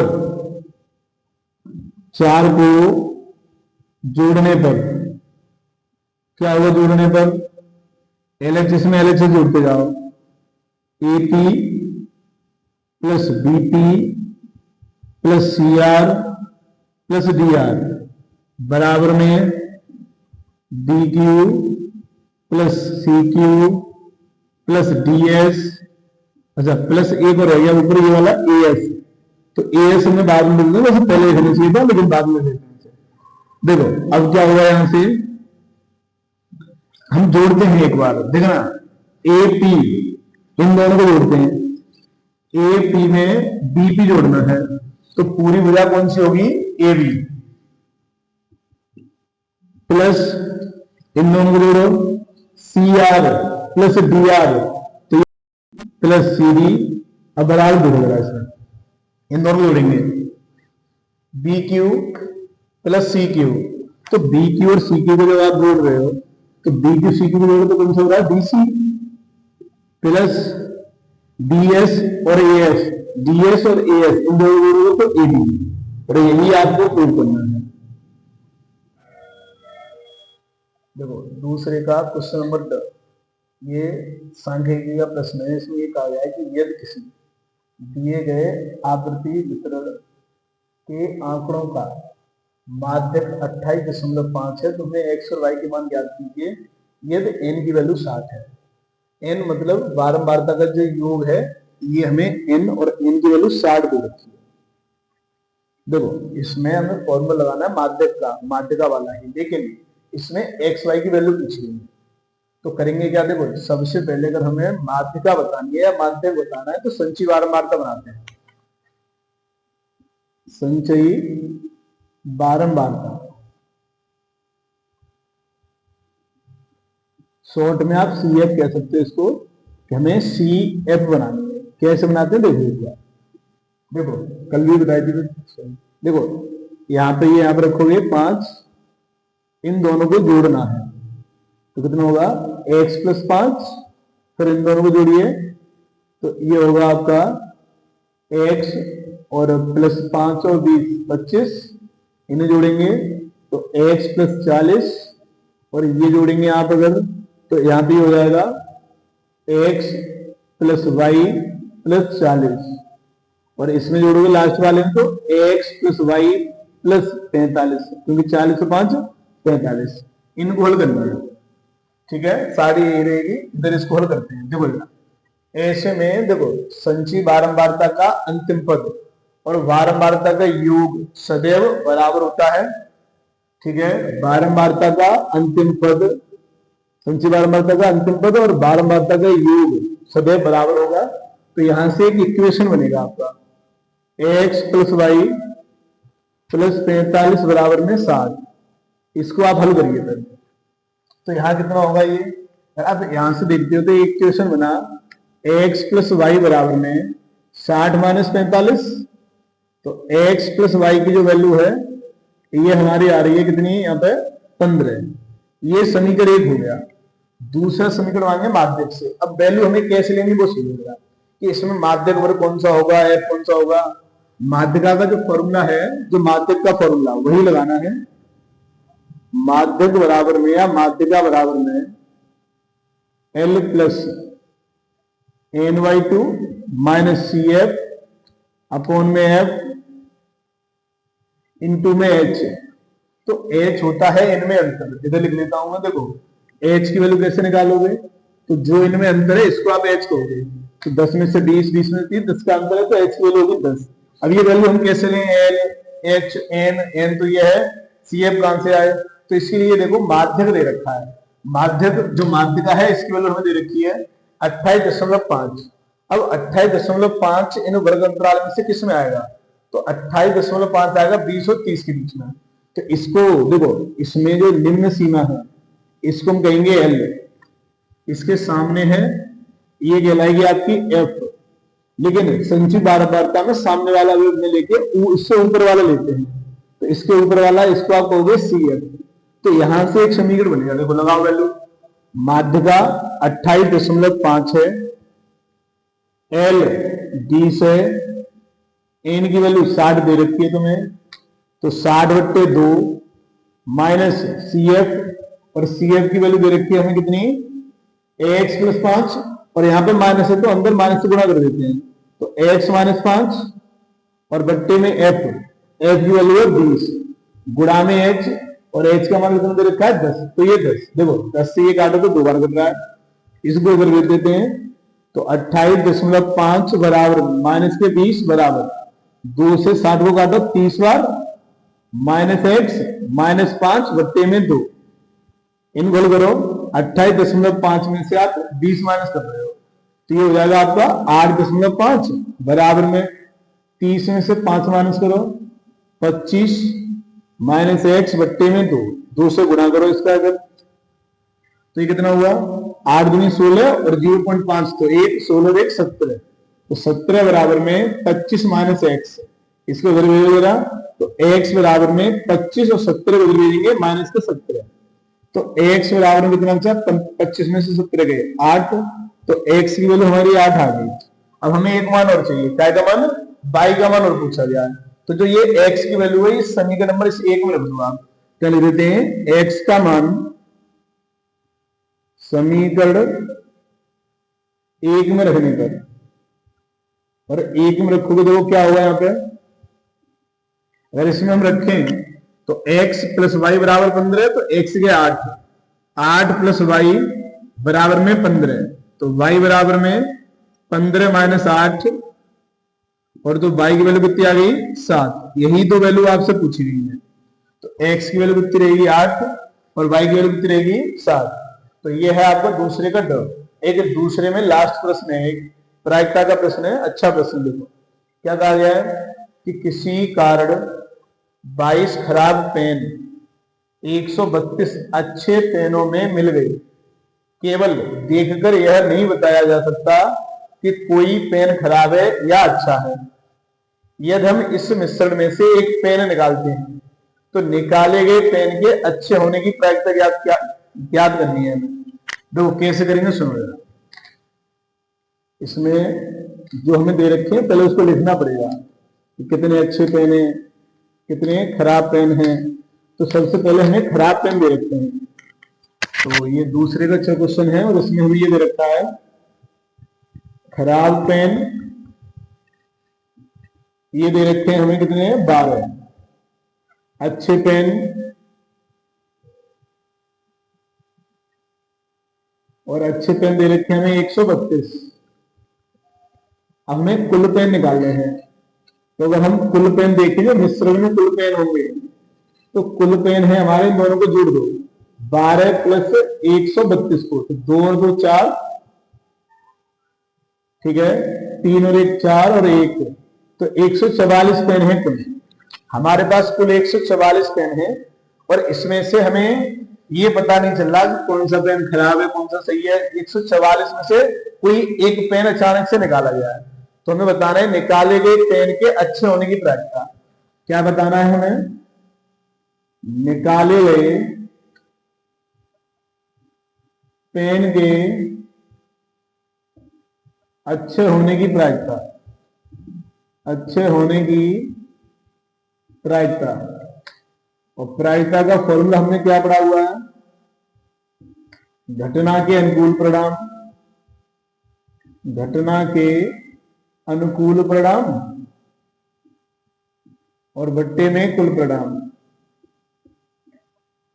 बट्टे में रहेगा कुल परिणाम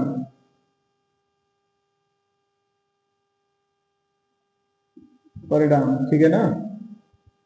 अब देखो यहां पे जो प्रायिकता है तो घटना के अनुकूल तो घटना क्या हो रही है कि हम एक अच्छा पेन निकाल रहे हैं तो अच्छे पेन कितने हैं 132 तो अच्छे पेन है 132 ये घटना के अनुकूल परिणाम और कुल परिणाम कितने हैं 144 तो बट्टे में 144 अब इसको आपको हल करना है इसको सिंप्लीफाई करिए वही आपका आंसर है तो 2 से काटो कर ले 2 तिया 6 एक बचा 2 तिया 6 2 से काटो 2 से काटोगे तो 2 7 14 2 दूनी 4 अब ये भी 2 से कट रहा है 2 से काटो 33 और 2 से काटोगे तो 36 ये 3 से कट रहे हैं 3 से काटो 11 3 से काटोगे तो 3 एकम 3 तो ये 12 तो आंसर आपको कितना है 11 बट्टे 12 तो इसमें से एक खराब पेन निकालने की प्रायिकता कितनी आपकी 11/12। अब कुछ 3 प्रश्न ऐसे आएंगे जिनमें हमें 2-2 प्रश्न दे रखे हैं, एक एक हल करना है। प्रत्येक क्वेश्चन 6-6 अंक का है। जैसे देखो तीसरे हमें ये 2 प्रश्न दे रखे हैं, दोनों में से पेपर में हमें किसी एक को हल करना है। ऐसे क्वेश्चन नंबर 4 में, 5 में और ऐसे ही 6 में होगा। तो हम क्वेश्चन नंबर 3 हल करते हैं, इसमें 2 क्वेश्चन एक एक हल करेंगे दोनों। तीसरे का पहला प्रश्न है कि एक भिन्न 1/3 हो जाती है जब उसके अंश में से एक हटाया जाता है। यह 1/4 हो जाती है जब हर में 8 जोड़ दिया जाता है। भिन्न ज्ञात कीजिए। कैसे करेंगे देखो जरा। हम यहाँ पे ये लिखते हैं, माना के, देखो इसी को हल करेंगे, माना के भिन्न बराबर में x/y। देखो जब भी कभी भी भिन्न की बात होगी तो हम हमेशा x/y मानेंगे। अब इसमें 2-2 कंडीशन है। एक केस फर्स्ट में क्या कहा गया देखो जरा, केस फर्स्ट में तो इसमें हमसे ये कहा गया है कि अगर भिन्न जो है वो 1/3 हो जाती है, मतलब इसका आंसर भिन्न का 1/3 आंसर आता है। कब आता है? जब उसके अंश में से एक घटाया जाता है। अंश में से घटाना है, हर की कोई बात नहीं है। तो भिन्न हमारी x/y है, हमने इसके अंश में से एक घटाया तो आंसर 1/3 हो जाएगा। इसको हल करके एक समीकरण बनेगा। देखो आंसर अंदर गुणा करो, 3x - 3 × 3 बराबर में y को इधर ले आओ, 3x - y बराबर इधर आएंगे प्लस के 3, इक्वेशन फर्स्ट। ये समीकरण 1 से 1 कंडीशन बन गई। केस फर्स्ट में से समीकरण 1 बन गया आपका। केस सेकंड देखो जरा, केस सेकंड इसमें क्या कहा गया है? तो इसमें ये कहा गया है आपसे कि भिन्न 1/4 हो जाती है जब इसके हर में 8 जोड़ा जाता है। हम हर में 8 जोड़ रहे हैं तो भिन्न आपकी 1/4 हो जाती है। देखो भिन्न हमारी x/y है, हमने हर में 4 जोड़ दिया तो भिन्न 1/4 हो रही है। इसको करो, 4x बराबर में y + 8, इसको इधर लेके आओ, 4x - y बराबर में 8। समीकरण नंबर 2। अब ये 2 समीकरण है, 3x - y बराबर 3, 4x - y बराबर 8। इन दोनों समीकरणों को हल करके हमें x y के मान निकालने हैं, वो हम यहाँ पे रख देंगे, वही हमारी भिन्न है। इनको हल करने के कई तरीके हैं, प्रतिस्थापन विधि है, विलोपन विधि है। तो मैं अभी विलोपन विधि से कर रहा हूँ। विलोपन विधि में क्या करते हैं कि पहले हम ये देखेंगे कि x या y किसके गुणांक समान है। तो x के गुणांक अलग अलग हैं, y के गुणांक है समान। अब इनके चिन्ह देखो जरा। तो अगर हम इनके चिन्ह देखें तो इनके चिन्ह भी समान है। जब चिन्ह समान होंगे तो हमें घटाने हैं, चाहे तो 1 में से 2 को घटाओ, 2 में से 1 को घटाओ, कुछ भी कर लो आप। तो हम यहाँ पे ये लिख रहे हैं कि समीकरण 2 में से समीकरण 1 को घटाने पर, देखो घटाओगे तो क्या होगा, इधर करते हैं इसे, 2 में से घटा रहे हैं, जिसमें से घटा रहे हैं उसको ऊपर लिखेंगे। तो 4x - y बराबर 8, 3x - y बराबर में 3। यहां घटा रहे हैं तो घटाने पे चिन्ह परिवर्तित होते हैं। कैसे देखो जरा। तो चिन्ह परिवर्तित कैसे होते हैं आपके, यहां पे माइनस माइनस का प्लस, प्लस का माइनस। तो यहां देखो 4x में से 3x माइनस कर रहे हैं, x बचेगा, -y प्लस माइनस दोनों कट गए, 8 में से 3 गए तो ये 5 बचेंगे। तो x की वैल्यू हमारे पास डायरेक्ट कितनी आ गई, 5। अब ये जो x का मान है हम समीकरण 1 में रखें, 2 में रखें, हमें यहां से y का मान और ज्ञात करना है। तो मैं लिख देते हैं x का मान समीकरण 1 में रखने पर, 1 में रखने पर क्या होगा देखो जरा। 3 गुणा x की जगह पर 5 - y बराबर में 3, 5 × 15, 3 को इधर लेके आओ, y को इधर भेजो, तो y की वैल्यू कितनी आ गई, 12। तो हमारे पास x और y की वैल्यू आ गई, लेकिन हमें भिन्न ज्ञात करनी है। तो हम यहाँ पे ये लिख सकते हैं, अतः भिन्न बराबर में x/y, और भिन्न में देखो जो वैल्यू निकली है x और y की, तो 5/12। तो यही आपका आंसर है कि जो हमारी भिन्न है वो कितनी होगी, 5/12 होगी। ठीक है। अब चलते हैं इसके प्रश्न नंबर दूसरे पे। क्या कहा गया देखो, एक विमान अपने निर्धारित समय से 30 मिनट की देरी से चलता है। 1500 किलोमीटर की दूरी पर समय पर पहुंचने के लिए उसे अपनी चाल निर्धारित चाल से 250 किलोमीटर प्रति घंटा बढ़ानी पड़ती है। विमान की सामान्य चाल याद करनी है आपको। देखो क्वेश्चन में ये कहा गया है कि कोई एक विमान है, अगर वो आधे घंटे देरी से चलता है पर लेकिन उसे समय पे पहुंचना है। अब देरी से चलेगा और समय पे पहुंचना है तो सिंपल सी बात है, उसकी चाल बढ़ेगी। तो हमें यही बताना है कि अगर उसकी चाल बढ़ाई जाती है, ठीक है ना, तो वो हमें दे रखी है कि हम 250 किलोमीटर प्रति घंटा बढ़ा रहे हैं उसकी चाल। हमें उसकी जो सामान्य चाल है वो हमें ज्ञात करनी है। देखो कैसे करेंगे, सुनो जरा। ये द्विघात समीकरण का क्वेश्चन है। देखो इसको यहीं से करना प्रारंभ करते हैं हम, ठीक है, यहीं से कर रहे हैं। तो इसमें देखो क्या लिख रहे हैं, थोड़ा बड़ा प्रश्न है,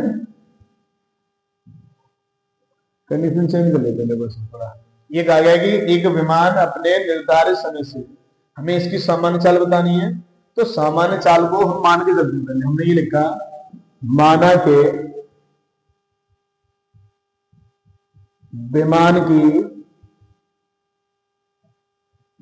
विमान की सामान्य चाल,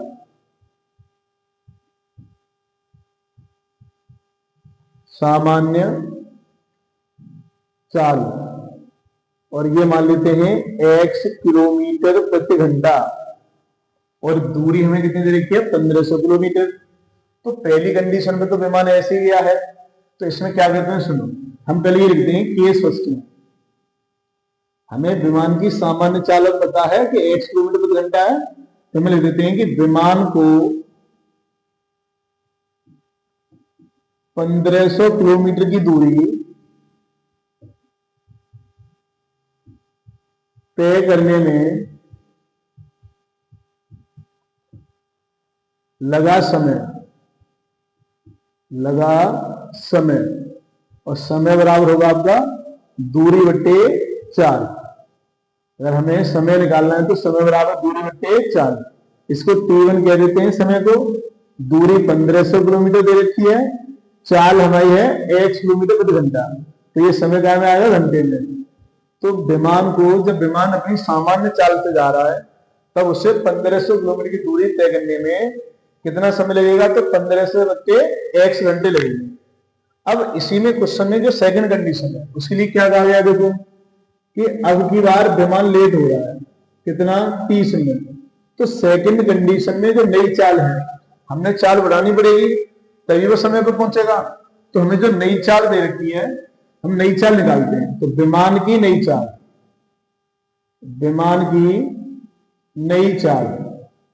पहले विमान की चाल है x किलोमीटर प्रति घंटा, उसमें हमने 250 और जोड़ दिए, तो x प्लस 250 किलोमीटर प्रति घंटा हो गई, मतलब चाल और ज्यादा हो गई। तो अब समय कैसा लगेगा, कम लगेगा। तो अब हम समय निकालेंगे, दूरी वही है।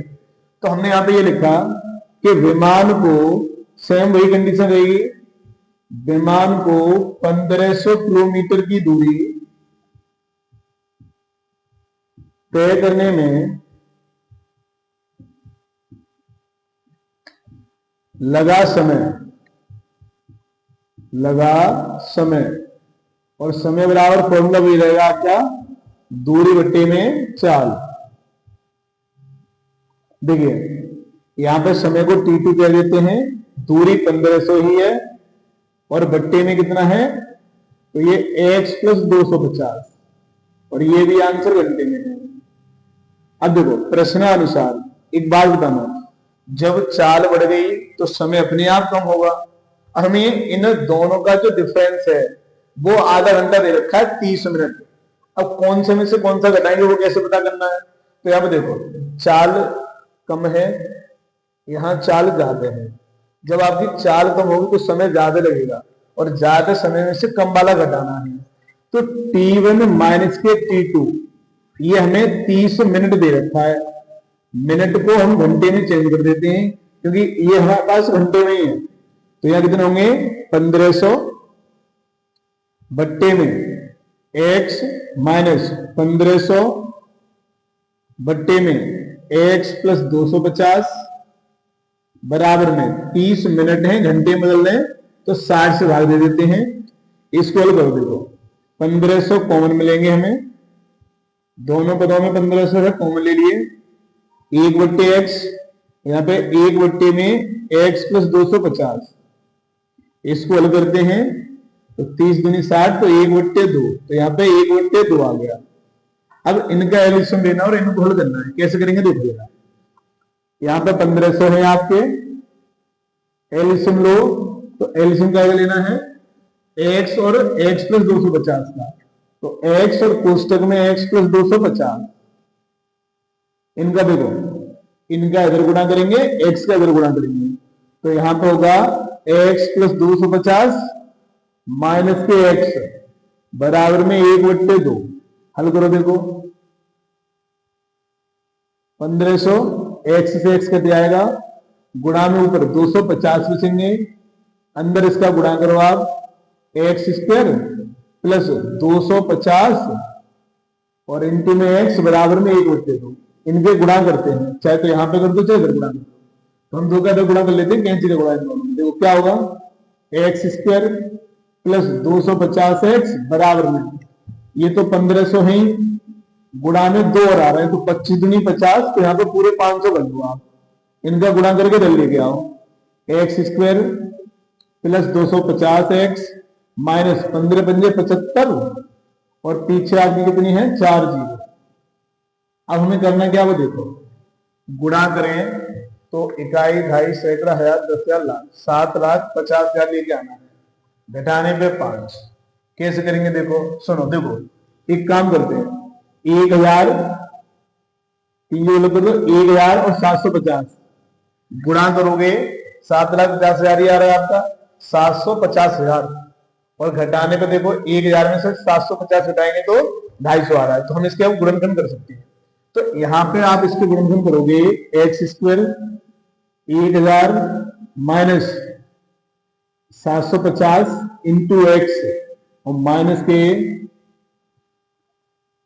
7,50,000 बराबर में 0, एक्स स्क्वायर 1000x माइनस के 7,050x और माइनस के 7,50,000 बराबर 0, कॉमन ले लो, x कॉमन लोगे तो x प्लस 1000 और यहां पे आप माइनस 750 कॉमन लेंगे तो x माइनस x प्लस के, देखो माइनस कॉमन ले लो तो माइनस प्लस 1000 बराबर 0, एक कोष्टक में x प्लस 1000 और एक में x माइनस 750 बराबर 0, दोनों को 0 के बराबर करिए, x प्लस 1000 बराबर में 0, x बराबर में माइनस 1000। अब विमान की चाल माइनस हो नहीं सकती, तो ये कंडीशन रहेगी आपकी अमान्य। यहां x माइनस 750 है बराबर 0, तो x की वैल्यू 750, तो हमारा जो आंसर है विमान की चाल है, तो हम लिख सकते हैं अतः विमान की सामान्य चाल, और ये आई है आपकी, हमने x मानी थी किलोमीटर प्रति घंटा, और ये आई है 750 किलोमीटर प्रति घंटा। प्रश्न नंबर 4 ये भी 3 की तरह ही है, इसमें 2 प्रश्न दे रखे हैं, दोनों ऊंचाई दूरी के हैं, हमें कोई एक करना है, लेकिन मैं आपको दोनों करा रहा हूं, ठीक है। जैसे देखो जरा, इसमें प्रश्न नंबर 4 है ना, तो इसमें देखो एक बात की गई आपसे कि 80, देखो इनमें चित्र बनाना बहुत जरूरी है, ऊंचाई और दूरी के प्रश्न अगर आप इनकी चित्र बना लेते हैं तो एकदम सरल है। जैसे देखो इसमें ये कहा गया है कि 80 मीटर चौड़ी एक सड़क के दोनों ओर आमने सामने समान ऊंचाई वाले 2 खंभे लगे हुए, तो हमने एक चित्र बनाया, इसमें दोनों साइड पे आमने सामने समान ऊंचाई के खंभे लगाए। अब ये समान ऊंचाई के, तो ये कहा गया है कि सड़क के बीच पे कोई एक बिंदु है, यहां से इसके जो ये खंभे हैं दोनों के शिखर के जो उन्नयन कोण है ये हमें 60 और 30 दे रखे हैं, ये कौन से 60 और 30 होंगे, देखो जहां पे बिंदु खंबे के पास में है वो कोण हमारा बड़ा होगा, तो हमने इसके पास में लिया है तो ये 60 अंश है, और ये दूर लिया है तो ये 30 अंश है। हमें दोनों खंभों की ऊंचाइयां बतानी है और खंभों के बीच की दूरी, ये वाली दूरी बतानी है, बिंदु से खंभों के बीच की दूरी। तो हमने लिख देते हैं माना के खंभों की ऊंचाई, खंभों की ऊंचाई, और बराबर में मान लेते हैं बेटा हम इसको एच मीटर, तो ये हमारा एच मीटर रहेगा और ये भी हमारा एच मीटर रहेगा। इसके बाद चलो इसको नाम दे देते हैं ए बी सी डी, और ये है आपका ई। देखो इसमें अभी ये नहीं मानना पड़ेगा, देखो टोटल ये वाली दूरी है तो सड़क की चौड़ाई ये हमें 80 मीटर दे रखी है। हम मान लेते हैं माना के जो BC है BC बराबर x, इस BC को हम x मीटर कह रहे हैं, तो ये वाली कितनी बचेगी 80 माइनस x, जो यहां से यहां तक है। तो ये हमारी तब जो CD है ये होगी 80 माइनस x मीटर। हमें इन दोनों त्रिभुजों को लेके चलना है, x और x के मान बताने हैं। तो पहले ये वाला त्रिभुज लेना, देखो कौन सा त्रिभुज ABC में, और इसमें हमें tan थीटा ही लेना है। tan थीटा बराबर में लंब बट्टे आ जाए, tan ही क्यों लेना है, देखो 90 अंश के सामने कर्ण होता है, तो कर्ण तो दे रहे लिखना हमें से ज्ञात करना है। इन दोनों की बात कर रहे हैं लंब और आधार की, तो ये tan में या फिर कॉट में होता है। ठीक है, क्या करेंगे देखो इसमें tan थीटा बराबर में, इसमें देखो थीटा की वैल्यू रखेगा, थीटा की वैल्यू कितनी दे रखी है हमें, थीटा की वैल्यू दे रखी है आपको इसमें 30 अंश, तो tan 30 बराबर में लंब ये रहेगा यहां से तक h है, आधार x है। देखो tan 30 के लिए 1/√3 और h/x क्रॉस मल्टीप्लिकेशन करोगे तो x की वैल्यू आ रही है √3x। ठीक है, और इसको आप समीकरण 1 भी कह सकते हो, ये समीकरण 1 है क्योंकि हमें x और h दोनों के मान चाहिए।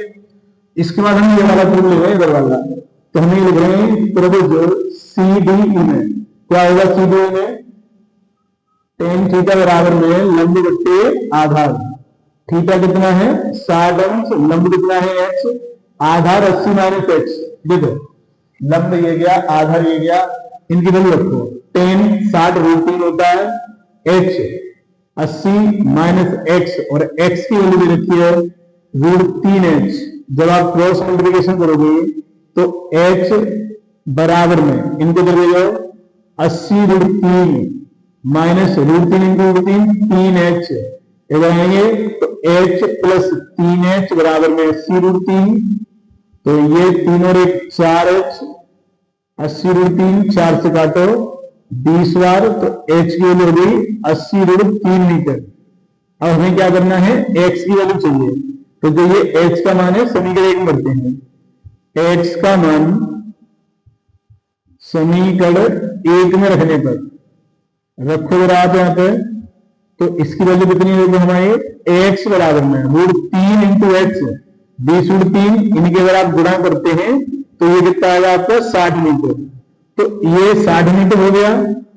देखो जो BC है ये 60 है, तो इसमें अब CD कितना होगा, तो तब आप देख सकते हो, तब जो CD है और CD कितना होगा हमारा, तो ये हो जाएगा आपका 80 माइनस एक्स है, तो 80 माइनस एक्स आप करिए तो ये कितना 80 माइनस 60 करेंगे सॉरी, और x की वैल्यू 60 है, तो ये सीधे आएगा 20 मीटर।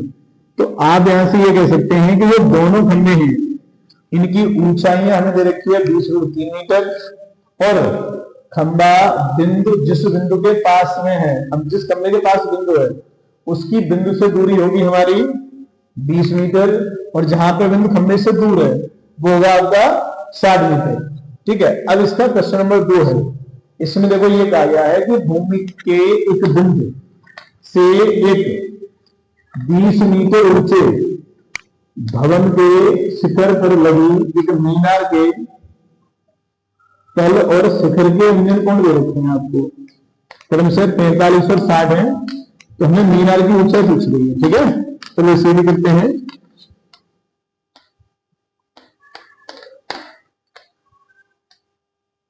देखो इसमें ये कहा गया है आपसे कि भूमि के एक बिंदु से 20 मीटर ऊंचे भवन, देखो एक भूमि है पहले तो, ठीक है, थोड़ा सा नीचे बनाते हैं, है ना। इसमें एक तो भूमि दे रखी है हमें, मान लो ये भूमि दे रखी है, इस पर एक भवन है, भवन की ऊंचाई 20 मीटर है, 20 मीटर ये भवन है आपका। इस पे एक आपने मीनार लगाई है, एक मीनार लगी है। कोई भूमि पे एक बिंदु है, यहां से मीनार के तल और शिखर, तल जहां पर मीनार रखी हुई है ये तल है, ये शिखर है, इनके उन्नयन कोण हमें 45 और 60 दे रखे हैं। तो हमें मीनार की ऊंचाई बतानी है, हमें ले देते हैं माना के मीनार की ऊंचाई, मीनार की ऊंचाई, और मीनार की ऊंचाई हम मान लेते हैं h मीटर। ये मीनार है, यहां से यहां तक h मीटर है। तो इसको नाम दे दो कुछ आप, देखो ना, हम अगर हम ये कहें कि BC 20 है और CD h है, तो यहाँ ये कितना होगा हमारा, तो ये आपका हो जाएगा यहाँ पे BD अगर निकालो तो BD हो जाएगा h प्लस 20 मीटर, ठीक है। और एक AB, तो AB को हम दो तरफ से मान लेते हैं, माना के AB बराबर h मीटर। तो इसकी हमें जरूरत नहीं, लेकिन हल करना है तो हमें आधार चाहिए, तो हमने h मीटर मान लिया। अब क्या करेंगे हम इसमें, तो देखो इसको हल कर रहे हैं तो यहाँ पे लिखेंगे त्रिभुज ABC में करना क्या है कि tan थीटा लेना है। तो tan थीटा बराबर लंब बट्टे आधार रहेगा, थीटा 45 है, लंब 20 है, आधार x है, और tan 45 x, 20 बट्टे x, कैंची का गुणा करिए तो x की वैल्यू हो गई आपकी 20 मीटर। तो जो आधार है ये तो 20 मीटर आ गया, लेकिन हमें मीनार की ऊंचाई चाहिए, तो हम यहां पे लिख देते हैं त्रिभुज ABD, जो बड़ा वाला त्रिभुज है ABD। इसमें देखो जरा, तो इसमें भी हम tan थीटा ले रहे हैं, लंब बट्टे आधार, थीटा कितना है 60, लंब कितना है, लंब टोटल BD है, तो BD को हम पहले लिख देते हैं h प्लस 20 बट्टे में x, इनके मान रखो ये रूट 3 होता है h प्लस 20 और x की वैल्यू है 20, क्रॉस मल्टीप्लिकेशन करेंगे तो h बराबर में 20 रूट, सॉरी देखो यहां पे कर रहे हो आप, तो h प्लस 20 रहेगा और यहां गुणा करेंगे तो 20 रूट 3 रहेगा। इसको इधर भेज दिए तो h बराबर में 20 रूट 3 माइनस 20, h कॉमन ले लो, 20 कॉमन लोगे तो h माइनस, देखो 20 कॉमन ले रहे हैं तो रूट 3 माइनस 1 मीटर, इसमें एक लाइन लोगे नीचे। अतः मीनार की ऊंचाई, मीनार की ऊंचाई और बराबर हमने h माना है और h की वैल्यू 20 कोष्टक में रूट 3 माइनस 1 मीटर। ठीक है, प्रश्न नंबर 5 लास्ट प्रश्न है सेट का, और इसमें 2 प्रश्न होते हैं, हमें एक ही करना है, जैसे 3 में 4 में, वैसे ये 5 में है ना। तो हमसे ये कहा गया है कि लकड़ी के एक ठोस बेलन के प्रत्येक सिरे पर एक अर्धगोला खोदकर निकालते हुए चित्रानुसार एक खिलौना बनाया गया है। यदि बेलन की ऊंचाई 10 सेंटीमीटर है और आधार की त्रिज्या 3.5 सेंटीमीटर है, तो इस खिलौने का हमें संपूर्ण पृष्ठीय क्षेत्र ज्ञात करना है। देखो जैसे ये ठोस लकड़ी है, अब इसमें क्या किया गया है कि इसके हमें दोनों सिरों पर, इन दोनों सिरों में से अर्धगोले काट के बाहर निकाले गए हैं। तो हमें इस ठोस का पृष्ठीय क्षेत्रफल पूछा गया, कुल पृष्ठीय क्षेत्रफल। तो मैं एक बात बताता हूं आपको, अगर हम किसी भी ठोस लकड़ी में से अगर कोई आकृति काटेंगे तो आयतन हमेशा कम होता है, लेकिन पृष्ठीय क्षेत्रफल बढ़ेगा। ठीक है, तो इसमें देखो जो चीज दे रखी है वो हम एक बार लिख लेते हैं, क्या क्या क्या रखा देखो इसमें हमसे। तो पहले तो हमसे ये कहा गया है, जैसे ये है देखो दोनों की त्रिज्या हमेशा समान होगी इसी कंडीशन में। तो मैं यहाँ पे लिख देता हूं आपसे कि इसके आधार की जो त्रिज्या है, तो वेलन की त्रिज्या, वेलन की त्रिज्या या आप कहिए अर्धगोले की त्रिज्या, दोनों की त्रिज्या रहेगी समान। और इसी त्रिज्या इसी आर को हम कहेंगे 3.5। बेलन की जो ऊंचाई है, तो आपकी जो बेलन की ऊंचाई है, वेलन की ऊंचाई जिसको आप कहेंगे h, और h का मान दे रखा है 10 सेंटीमीटर। अब प्रश्न ये कह रहा है आपसे कि आप एक काम करिए, क्या करिए कि जो ये आकृति है ना, इस आकृति का हमें कुल पृष्ठीय क्षेत्रफल बताइए कितना होगा। तो हम यहां पर लिख देते हैं खिलौने का कुल पृष्ठीय क्षेत्रफल। खिलौने का संपूर्ण या कुल, जो भी कहो आप, संपूर्ण पृष्ठीय क्षेत्रफल। देखो कैसे समझना जरा। देखो खिलौने में क्या क्या कंडीशन है वो समझते हैं हम एक बार। एक तो खिलौने में पहले तो वेलन है, और वेलन का वक्रपृष्ठ है, क्योंकि दोनों सिरे में तो हमने अर्धगोले काटे हुए हैं। तो जो वेलन का वक्रपृष्ठ है, तो यहां पे आप चार्ट लिख दो, वेलन का वक्रपृष्ठ, वेलन का वक्रपृष्ठ प्लस 2 गुणा में अर्धगोले का वक्रपृष्ठ, अर्धगोले का वक्रपृष्ठ।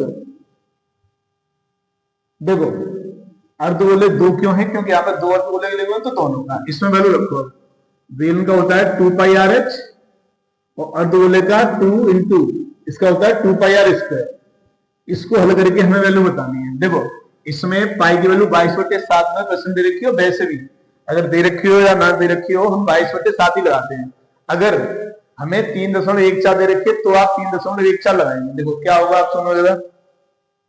इसमें कंडीशन ये है आपकी कि देखो इनको सॉल्व करना है, तो मैं तो इसको कॉमन लेता हूं पहले। देखो 2 पाई आर कॉमन है, तो h प्लस यहां 2r बचेगा, इनमें वैल्यू रखो 2 गुणा पाई की वैल्यू 22/7, आर की वैल्यू 3.5, h 10 है, 2 गुणा में आर की वैल्यू 3.5 है। इसको हल करो। देखो 3.5 गुणा 2 में करो तो 35 दूनी 70, एक के बाद कौन लगाओ तो 7 गुणा 22/7, ये 10 प्लस इनका गुणा करो तो ये 7, 7 से 7 करेंगे तो ये 22 गुणा में 10 और 7 17, 17 से गुणा करो, 17 दूनी 34 हासिल 3, 17 34, 34 35 36 1 37, तो कितना हुआ 374 सेंटीमीटर स्क्वायर। तो आप ये कह सकते हैं कि खिलौने का कुल संपूर्ण पृष्ठीय क्षेत्रफल, ऐसे यार नीचे लिख दो, अतः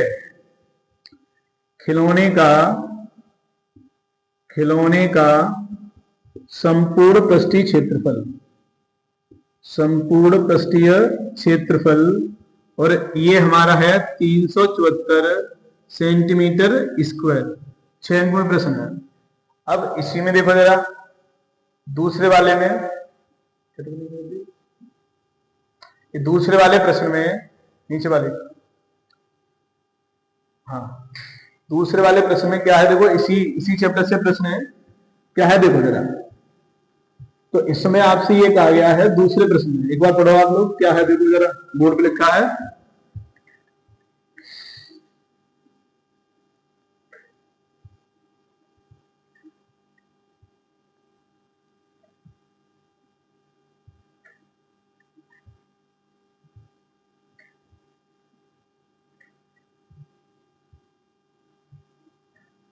देखिए इसमें कहा गया है कि एक ठोस एक अर्धगोले पर खड़े शंकु के आकार का है।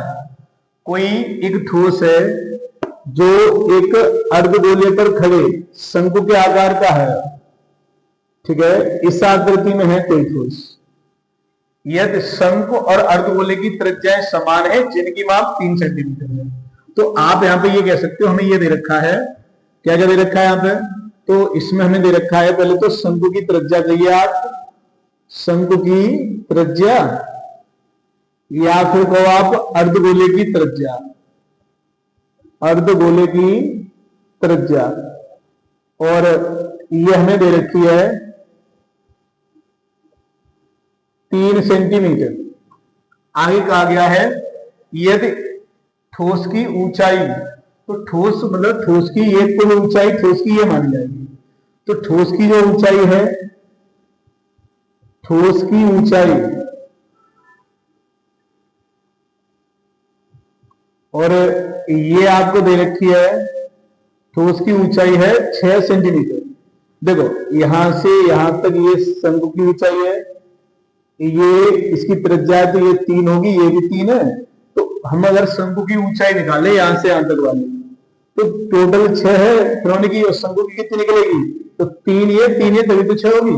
तो हम यहां पर लिख सकते हैं शंकु की ऊंचाई, शंकु की ऊंचाई जिसको हम h कहेंगे, और h का मान है हमारा 6 - 3, तो ये भी 3 सेंटीमीटर, क्योंकि कुल ठोस में से अर्धगोले की त्रिज्या हमें करनी है माइनस। देखो जरा क्या कंडीशन रहेगी अब आगे। इसमें हमें ठोस की ऊंचाई दे रखी है, हमें ठोस का आयतन पूछा है, तो ठोस का आयतन निकालना है। हम यहां पर लेते हैं ठोस का आयतन, ठोस का आयतन। अब ये काय के बराबर होगा? तो देखो इसमें एक शंकु है, तो आप लिखोगे शंकु का आयतन प्लस अर्धगोले का आयतन, अर्धगोले का आयतन। देखिए जरा, शंकु का आयतन 1/3 पाई आर स्क्वायर एच, अर्धगोले का आयतन 2/3 पाई आर क्यूब। अब आप इसको सोल्व कर लो। देखो इन्हें अगर आप सोल्व करो, चाहो तो कॉमन भी ले सकते हो। तो देखो 1/3 पाई आर स्क्वायर कॉमन है, क्या बचेगा? यहाँ पे h बचा, यहाँ 2 बचेंगे और एक r बचेगी। इनमें वैल्यू रखो 1/3, पाई की वैल्यू 22/7, r की वैल्यू 3 × 3, h 3 है, 2 × 3r है, 3 से 3 कटा। देखो 22 × 66/7। अगर आप इन्हें सोल्व करते हो तो 3 दूनी 6 और 3 कितने हो गए? 9। इनका गुणा कर लो जरा, 9 × 6 = 54, हासिल 5 और 9 × 6 = 54, और आपको 5 जोड़ने हैं तो कितने हो जाएंगे? 59/7, और ये सेंटीमीटर स्क्वायर।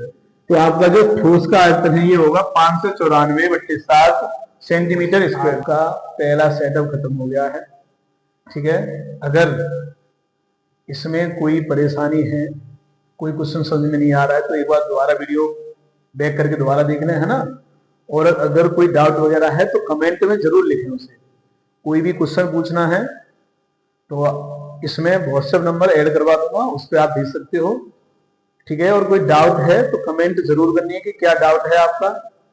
और अगर आपको अगला इसका मतलब दूसरा सेट भी चाहिए तो इस वीडियो पे कम से कम, ठीक है, 5000 लाइक, सॉरी 500 लाइक करवाओ आप, ठीक है। 500 लाइक करवाओ अगर आपको सेट नंबर 2 चाहिए तो।